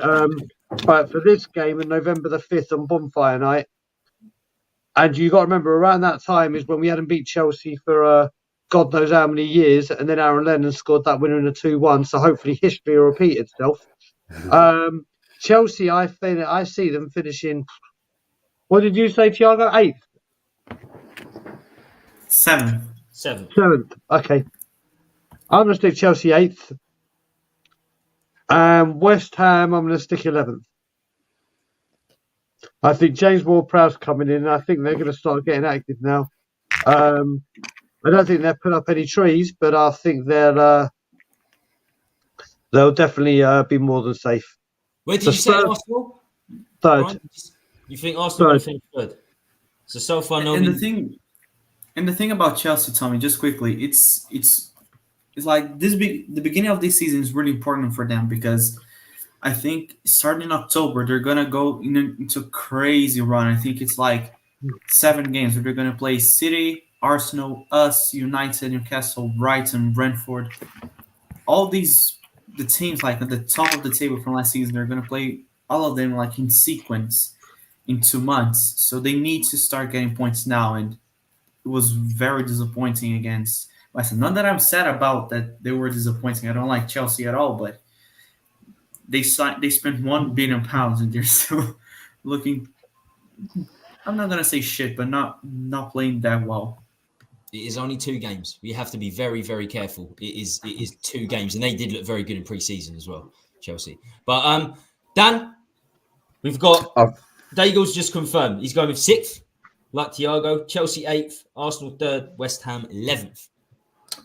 I'm going to go Spurs 7th because we're definitely going to. There's going to be games where like it's like I said, with a Man U game, if we didn't have the luck on our side, that would have been 2-2 or we'd have lost it because they'd have been 2-0 up at half time. But we definitely had a bit of luck on our side for a change. I think where the defence is still brittle, it's going to show, especially down the right-hand side, because for the past 2 games, they've opened us up clean on the right-hand side. I think we'll finish 7th. And I think we might be cheeky enough to get a League Cup. If I'm going to go Arsenal, I'm going to go 4th. Why Arsenal 4th? Because I reckon they're still good enough for the top 4, definitely. But they're going to struggle because they're going to be doing Champions League as well. And I think the thing that's going to do Arsenal most, which you saw in the last 2 games, is the same 2 problems that they had before. One, they've still got no depth. Their only depth has just got injured. They've got rid of a player and bought a player. They've made their top 11. They've made their first 11 better, but they've still got no bloody cover. And I think, like with what happened with Nottingham Forest, they're just too stuck up their own arse, basically. They go 2-0 up and think, yeah, we've got this, get a bit complacent. Next thing you know, it's 2-1. And if that would have gone on another 5 minutes longer at Forest, that would have ended up 2-2. I don't think Arsenal are ready to be title contenders yet. Not proper contenders. Well, they were last season, but they blew it. No, they weren't. No, they weren't. No, they were not. Not a chance. City was just walking it behind them and letting them jog on ahead, and then City put the foot down, and Arsenal broke to pieces and fell apart. That is so not. You're saying 7th Spurs, Arsenal 4th, Chelsea, West Ham, Chelsea 8th, because I think 8th. Chelsea, you're going to see them do similar to last season. They're going to have a very shady start. And then I reckon they're going to click into gear and start running, but it'll be too little too late. West Ham, I think you're going to see them about 12th, 13th. Yeah, I'll go 12th.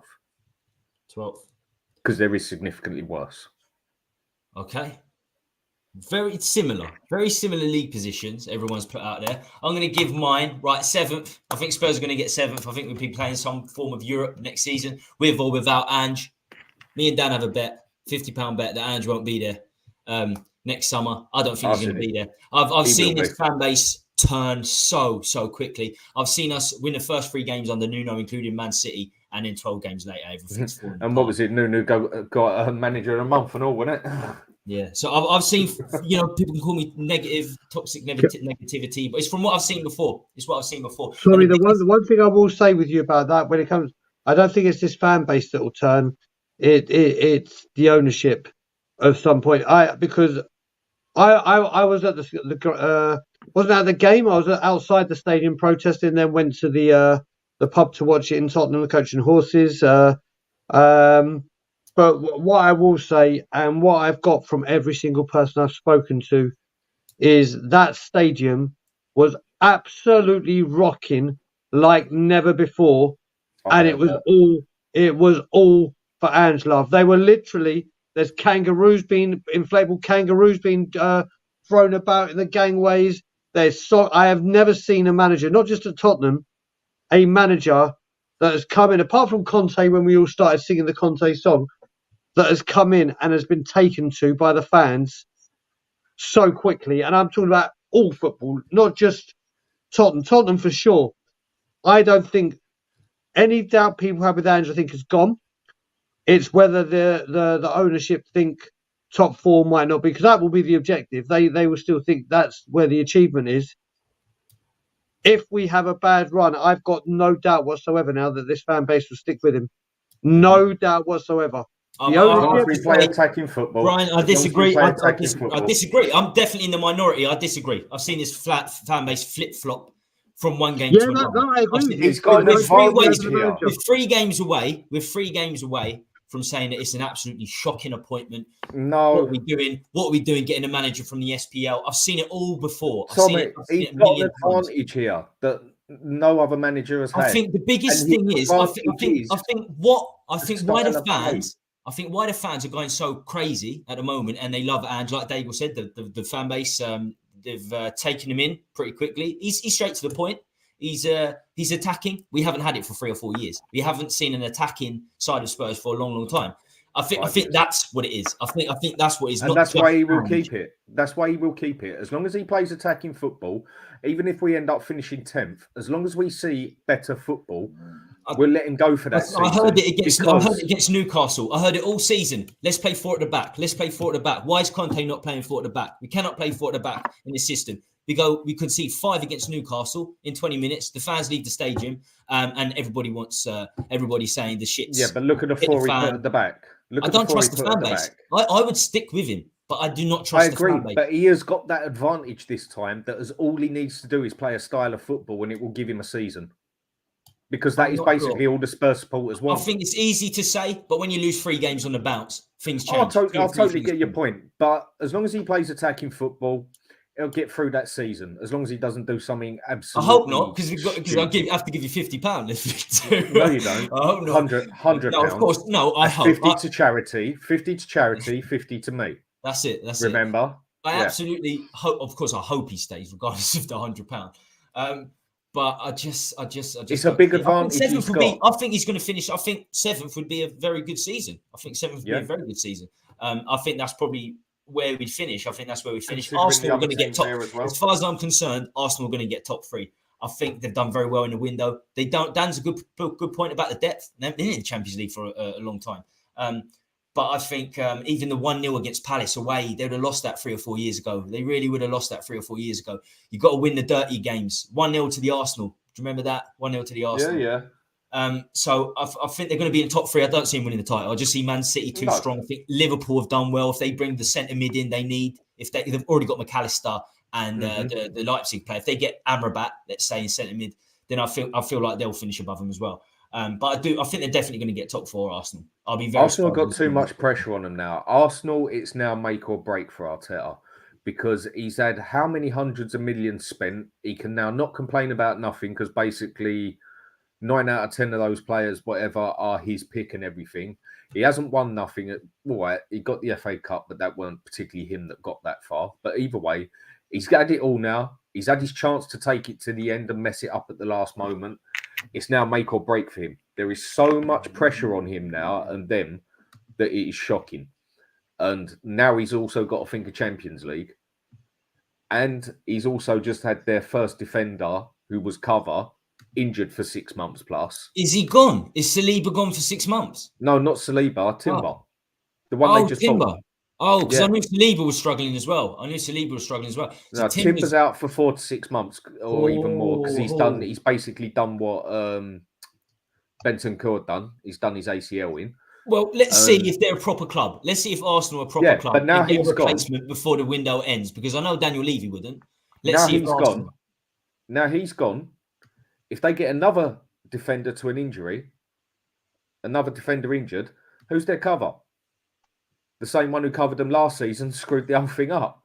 In midfield, all right, they got Declan Rice. But if he gets injured, who's their cover? Exactly the same as last season. They've made their first 11 stronger, but they've got no bloody depth still. And will they be as lucky? For the Champions League, won't they? They will need it for the Champions League. That's what I'm saying. Yeah. No, it's a good point. It's a good point, and it's going to be interesting to see what happens. It's interesting for so many reasons. Well, look at the injuries that are happening already. They threw the league away. We're playing attacking football. Spurs, West Ham have sold their big player Declan Rice. Chelsea, Pochettino, ex-Spurs manager. So it's going to be Chelsea. They've got about 6 injuries. It's going to be a real interesting season. I mean, we say it every year, but this is going to be. Kunku, he's out for another 4 or 5 months now. He's done himself in even more. Reece James has just 2 months. I thought his was 2 months. No, he's going to. Well, what he's saying on the news, he's going to be out till gone January now. Wow. And Reece James, he's just busted himself again. He's always, Reece James, I know, but it's another one that's injured. They've got about 6 injuries that would be in their first team. So they're not having much luck there. I think Poch will get Chelsea going a little bit, but not enough for anywhere near title race or top 4. I don't see him getting top 4. I think they'll finish about 5th. I've got a funny feeling they'll win a trophy. I've got a funny feeling they'll win a domestic trophy with Pochettino. I could believe that. I've got a funny feeling. Maybe the FA Cup. Sorry, Tommy, I'm gonna have to jump off, mate. My wife's trying to call me. She just got back from work. I thought so. I'm gonna have to leave you, brother, for the last bit. Care, Brian. No worries, my brother. Brother, cheers for coming on, mate. My pleasure, mate. It's been too long. We need to get you on Tottenham on tour. Thiago, we need to get you coming on. We'll speak during the week and sort something out. Dan, I'll speak to you during the week. We'll sort something out. No problem. Thiago, always a pleasure, brother. Everyone in the chat, have a wonderful evening.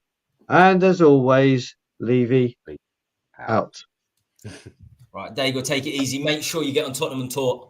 Everyone knows Brian Daigle, so if you don't know him, then you better know him, as box office would say.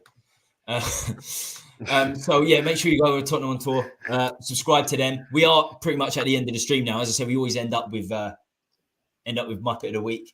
But yeah, my prediction, as I said, Spurs 7th, Arsenal 2nd or 3rd. I'll say 3rd, Arsenal.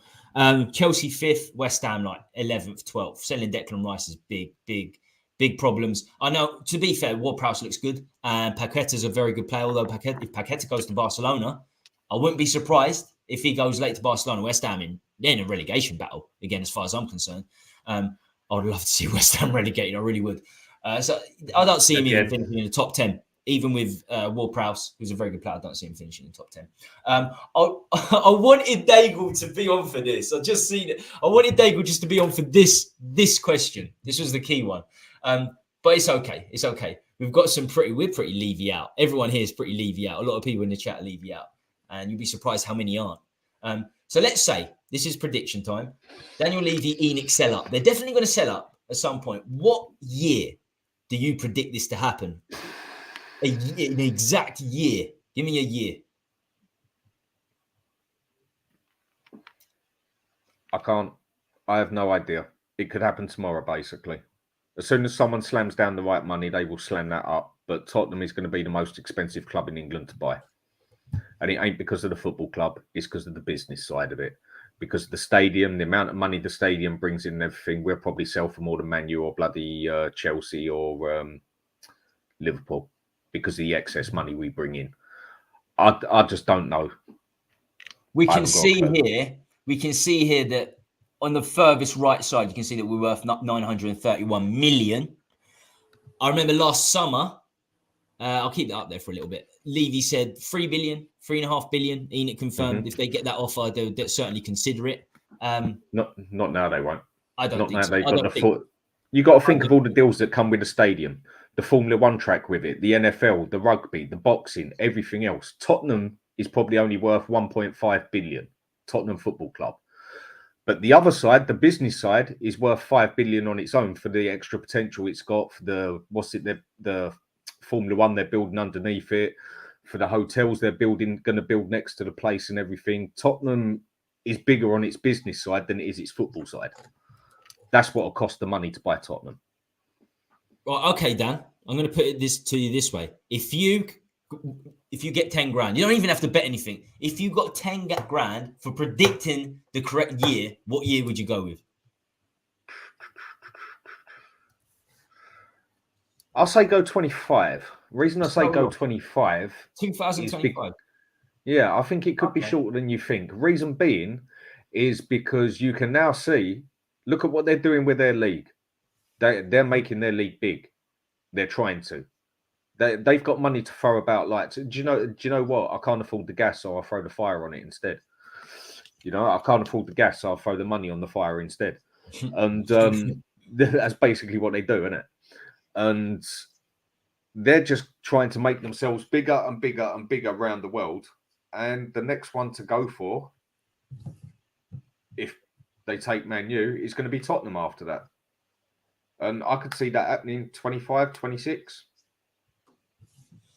Okay, 2025. Thiago, give me a year.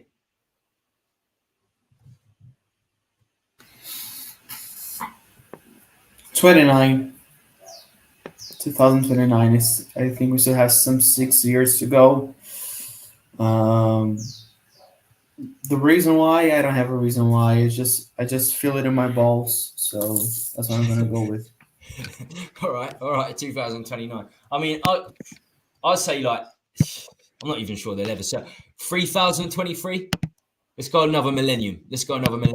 No, but I mean, look, if I was asked the same question and my life depended on it, I would say I'll go in the middle. I'll say like 2027. I think the big 226, 27 in the middle of you boys.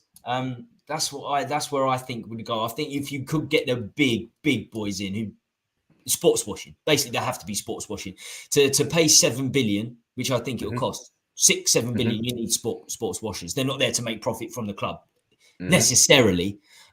So I think Levy wouldn't even think about offers less than say £6 billion. I just don't. There is as Dan says, there's just too much money, too much revenue coming into the club, and potential revenue coming in the club. We haven't got an NFL team yet, but I'm sure it's not too far away if Levy and ENIC do go down that route. I mean, we've got the deal there, haven't we, for the NFL and everything, for the rugby. We got the deal there. About the only one we're missing at the moment is WWE, and I think that's going to be the next one you see happening there. If it was WWE in the 90s, I would love it. In the 90s. If it's a Spurs, I know it's Spurs. It should be football. But if it's 90s wrestling like it was the Attitude Era, I'm game. Oh, of course it was. Bring out Stone Cold and Undertaker. I used to love it. Exactly. Bring out DX. These days is crap, mate. I wouldn't watch it but it just used to be good for the show. Undertaker was the dog's bollocks, mate. I used to love him as a kid. Mate, you've got the D-Generation X. You can't beat the D-Generation X. Yeah, I remember all them. It was a good show. It was a good version of EastEnders, basically, wasn't it? Yeah, it's the good life. It's a good life. And one thing you can say what you want, but the big dogs from that era have gone on to become the biggest movie stars ever. Yeah. The Rock, Batista. Yeah. Batista's in everything now. John Cena's going to be the next one. John Cena's going through the ranks now. So he's already been in a couple of films, though, hasn't he? Yeah, but he's getting the big films now, isn't he? He's getting the big films. So they know what they're doing. They know what they're doing down there. But yeah, I wouldn't be surprised. I wouldn't be surprised if we get the current WWE involved. So a quick one there. Who was your all-time best one then? Wrestler. Oh, that's tough. I mean, I haven't watched it for God knows how many Probably years. Mankind, because he was just a nutter. Cactus Jack was just a nut. When Undertaker threw him off that 30-foot cage, Hell in a Cell, he just accepted it for a table. Yeah. No, as younger when I used to watch it, and that I've always used to love Stone Cold, but for me, Undertaker, it was the way they used to bring him in on the main events and everything. He was wicked. Undertaker had the best entrance all day. How are we talking about wrestling? Talking about the 90s era. Spurs. Talking about the 90s era, Thiago wasn't even born. Thiago wasn't even born. He's 22 years old. Mate, that's crazy. That's crazy. But it goes to show that I think Thiago is going to be part of the YouTube community, Spurs YouTube community for the next 50 years, which is why Thiago needs to get a YouTube channel up and running as soon as possible. And I think Dan's definitely going to be looking at getting a YouTube channel going too at some stage. Yeah. But we get everyone plugged at the end. Finally. No, not my pick of the week yet. I had one more prediction. Because this is key for me. This was key at the start of the window. Will we buy or sell any more centre-backs with 9 games to go, Dan? Do you think we'll sign or sell any more centre-backs? I think Dyer's on his way out, one way or another. I think he's gone. I reckon we might keep hold of Sanchez because he's more better for the style of play we got.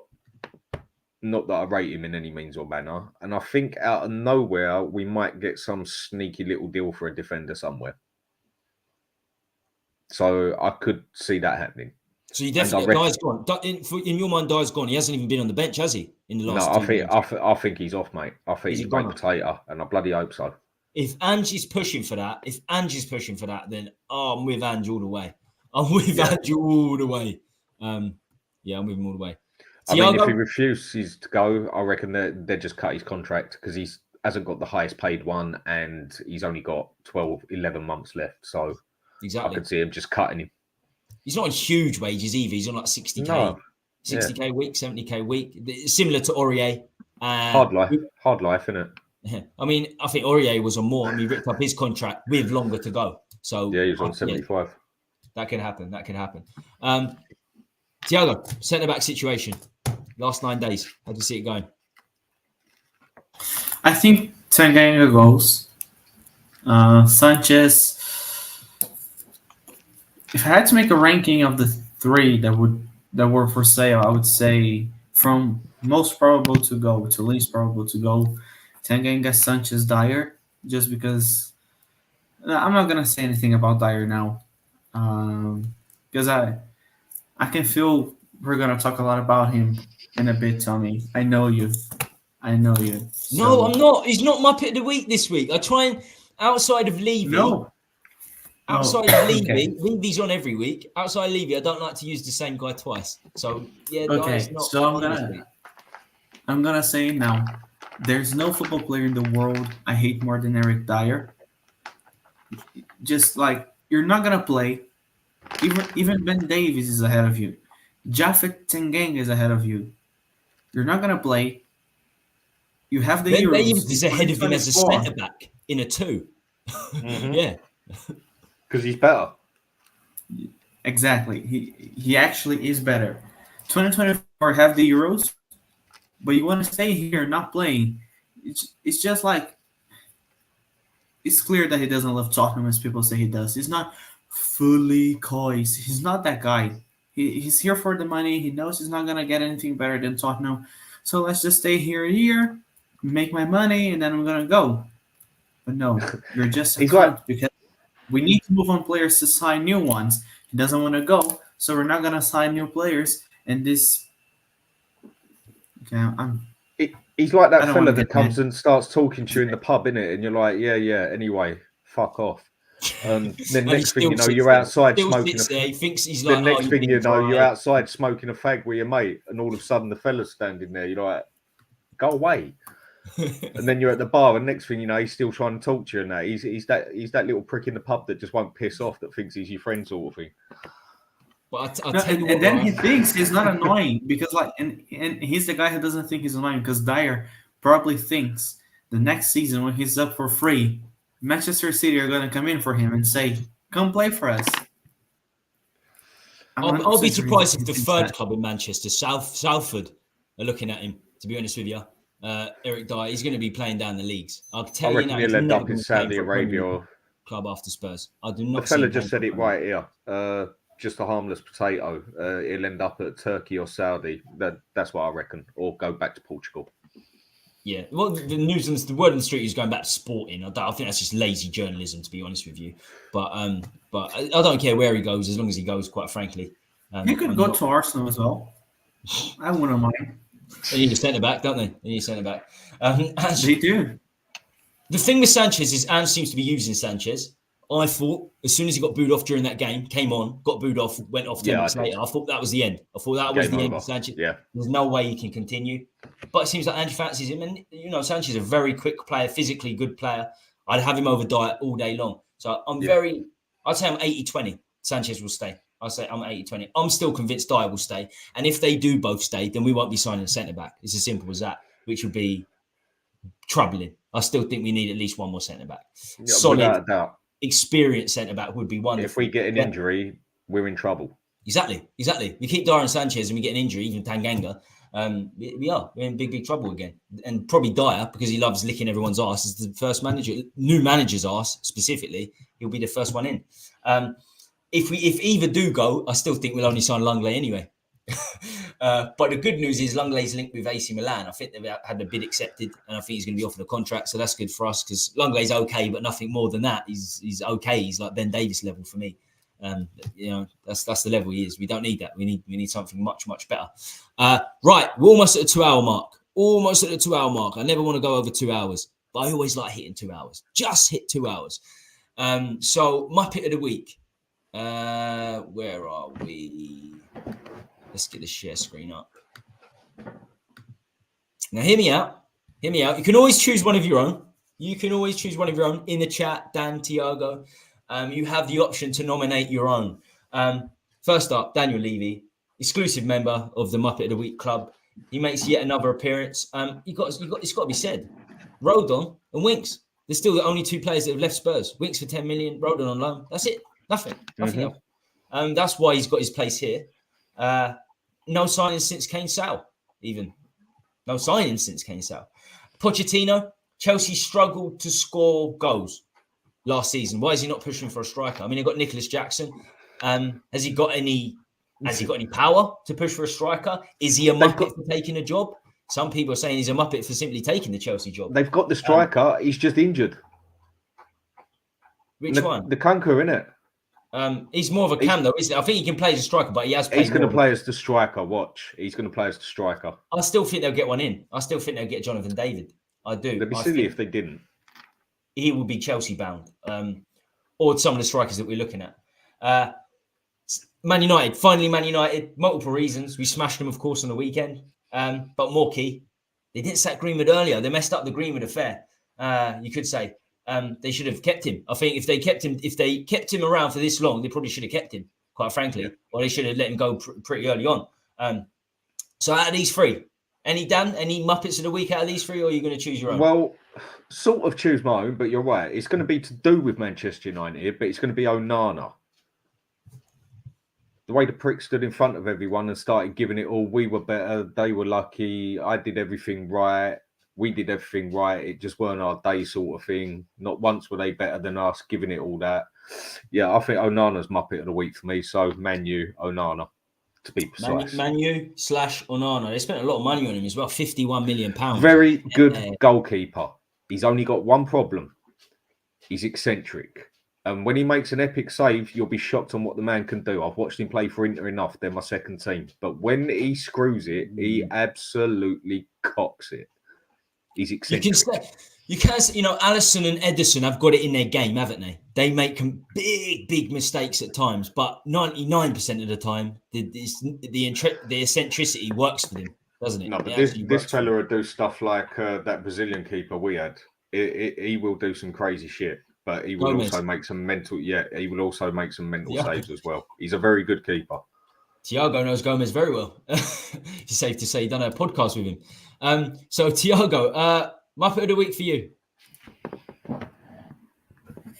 I'm gonna go along the lines with Dan, but I'm gonna go with Bruno Fernandes coming out saying, "Oh, I want an apology from the referees." Because a week before that, Onana almost killed the Wolves player, and he didn't say anything about it. Oh, now it's a clear penalty against Man United. I want an apology. He's just annoying. I don't like Bruno Fernandes. For me, he's the most punchable face in the league. And, there's this whole talk about, oh, everybody's against us. Everybody's against Man United. No, because there was a play later in the game that could have been a penalty for us on Maddison that wasn't given. I don't know if it was Maddison or Son now, but one of the two, and it wasn't given as well. And then that isn't a problem. But then he wants the referees to apologize. What are you, a baby, a 5-year-old kid who needs to go to your mom? Yeah. He's like that kid, that 5-year-old kid that's gonna go in front of the referee, and his mom's gonna go apologize to my kid now. He's just that kind of a guy.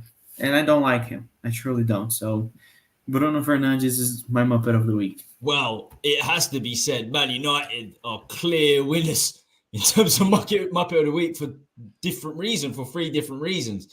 I hate coming up against Bruno Fernandes. He is a very, very, very sore loser, but sometimes the sore losers are the sort of the players you want amongst your squad. You don't want happy losers. A loser's a loser at the end of the day. Yeah, but there's taking it with a bit of pride in it. Fernandes, he's just one of those ones. He does. He takes it to a new level, doesn't he? He takes it to a new level of annoyance. A tosser. Right, we're going to wrap the show up there. I want to say a big thank you to those in the chat. We still got 32 people watching. I think the last time I checked, we got 30 odd likes. I know people are in and out. If you haven't hit the like, please do so. If we can get up to 40, it would be magnificent. 40 is always the milestone in these Tuesday night shows. I know there's a lot of other channels out there, but we do try and keep it as real as possible. So like, sub, hit notification bell, all the normal stuff. Next show will probably be from me on Thursday. I'll do a show on Thursday at some point, and Friday we'll be doing something too, some sort of preview for the game. Thiago and Dan, they hosted last weekend. I'm going to get them involved in the channel a lot more, hopefully in the next few weeks, and they're going to do their own thing, I'm sure, down the line. Dan, tell us what you're up to, my friend, where we can find you, what you're up to. No, I'm just basically, actually, I'll put it as cheesy as I'm just basically surfing at the moment, go around talking on people's pages, whatever. I haven't got no plans. He's the slag at the moment. He's the slag. Yeah, basically, yeah. The podcast slag. Been there, done that, and can do it a bit more. In due time, I'll probably get my own one sorted and everything and that, but it's going to take a little while yet. Dan, I'm quite happy doing this sort of thing. Dan, you've got to get on Twitter. You've got to get on Twitter. You've obviously know what it's about, but I'm telling you now, you'll have a field day on Twitter. You have to get on there. The amount of times I've been blocked on the other social things is unreal. Oh my God, that place is a cesspit. And yeah, you need to get on Twitter. Thiago's got a Twitter of himself. Thiago Vasquez, THFC. He's a busy man these days. Yeah, give yourself a plug, Thiago.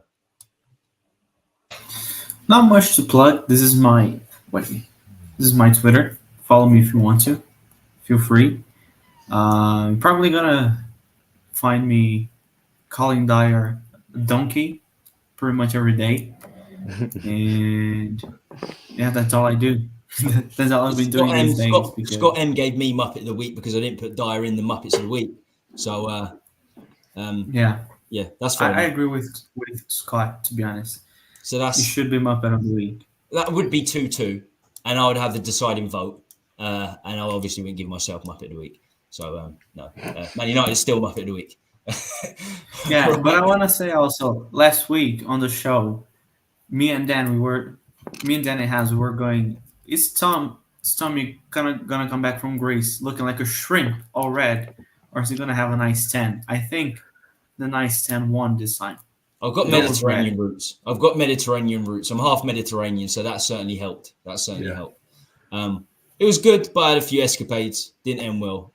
Yeah, we'll talk about that backstage. Right, so stay safe, stay free, stay classy, everyone. Thanks for joining us today. Next show will be a solo stream, and I'll read out everyone's chat. Big up. And I just want to shout out to Who's News, because this guy seems to know his stuff. He's a bit of a stat man. He's going to be watching, I think he said he's watching some Brazilian football tonight. And Thiago's very, very well read up in that. So, yeah, big up, everyone. Take it easy. Much love. Take care, people.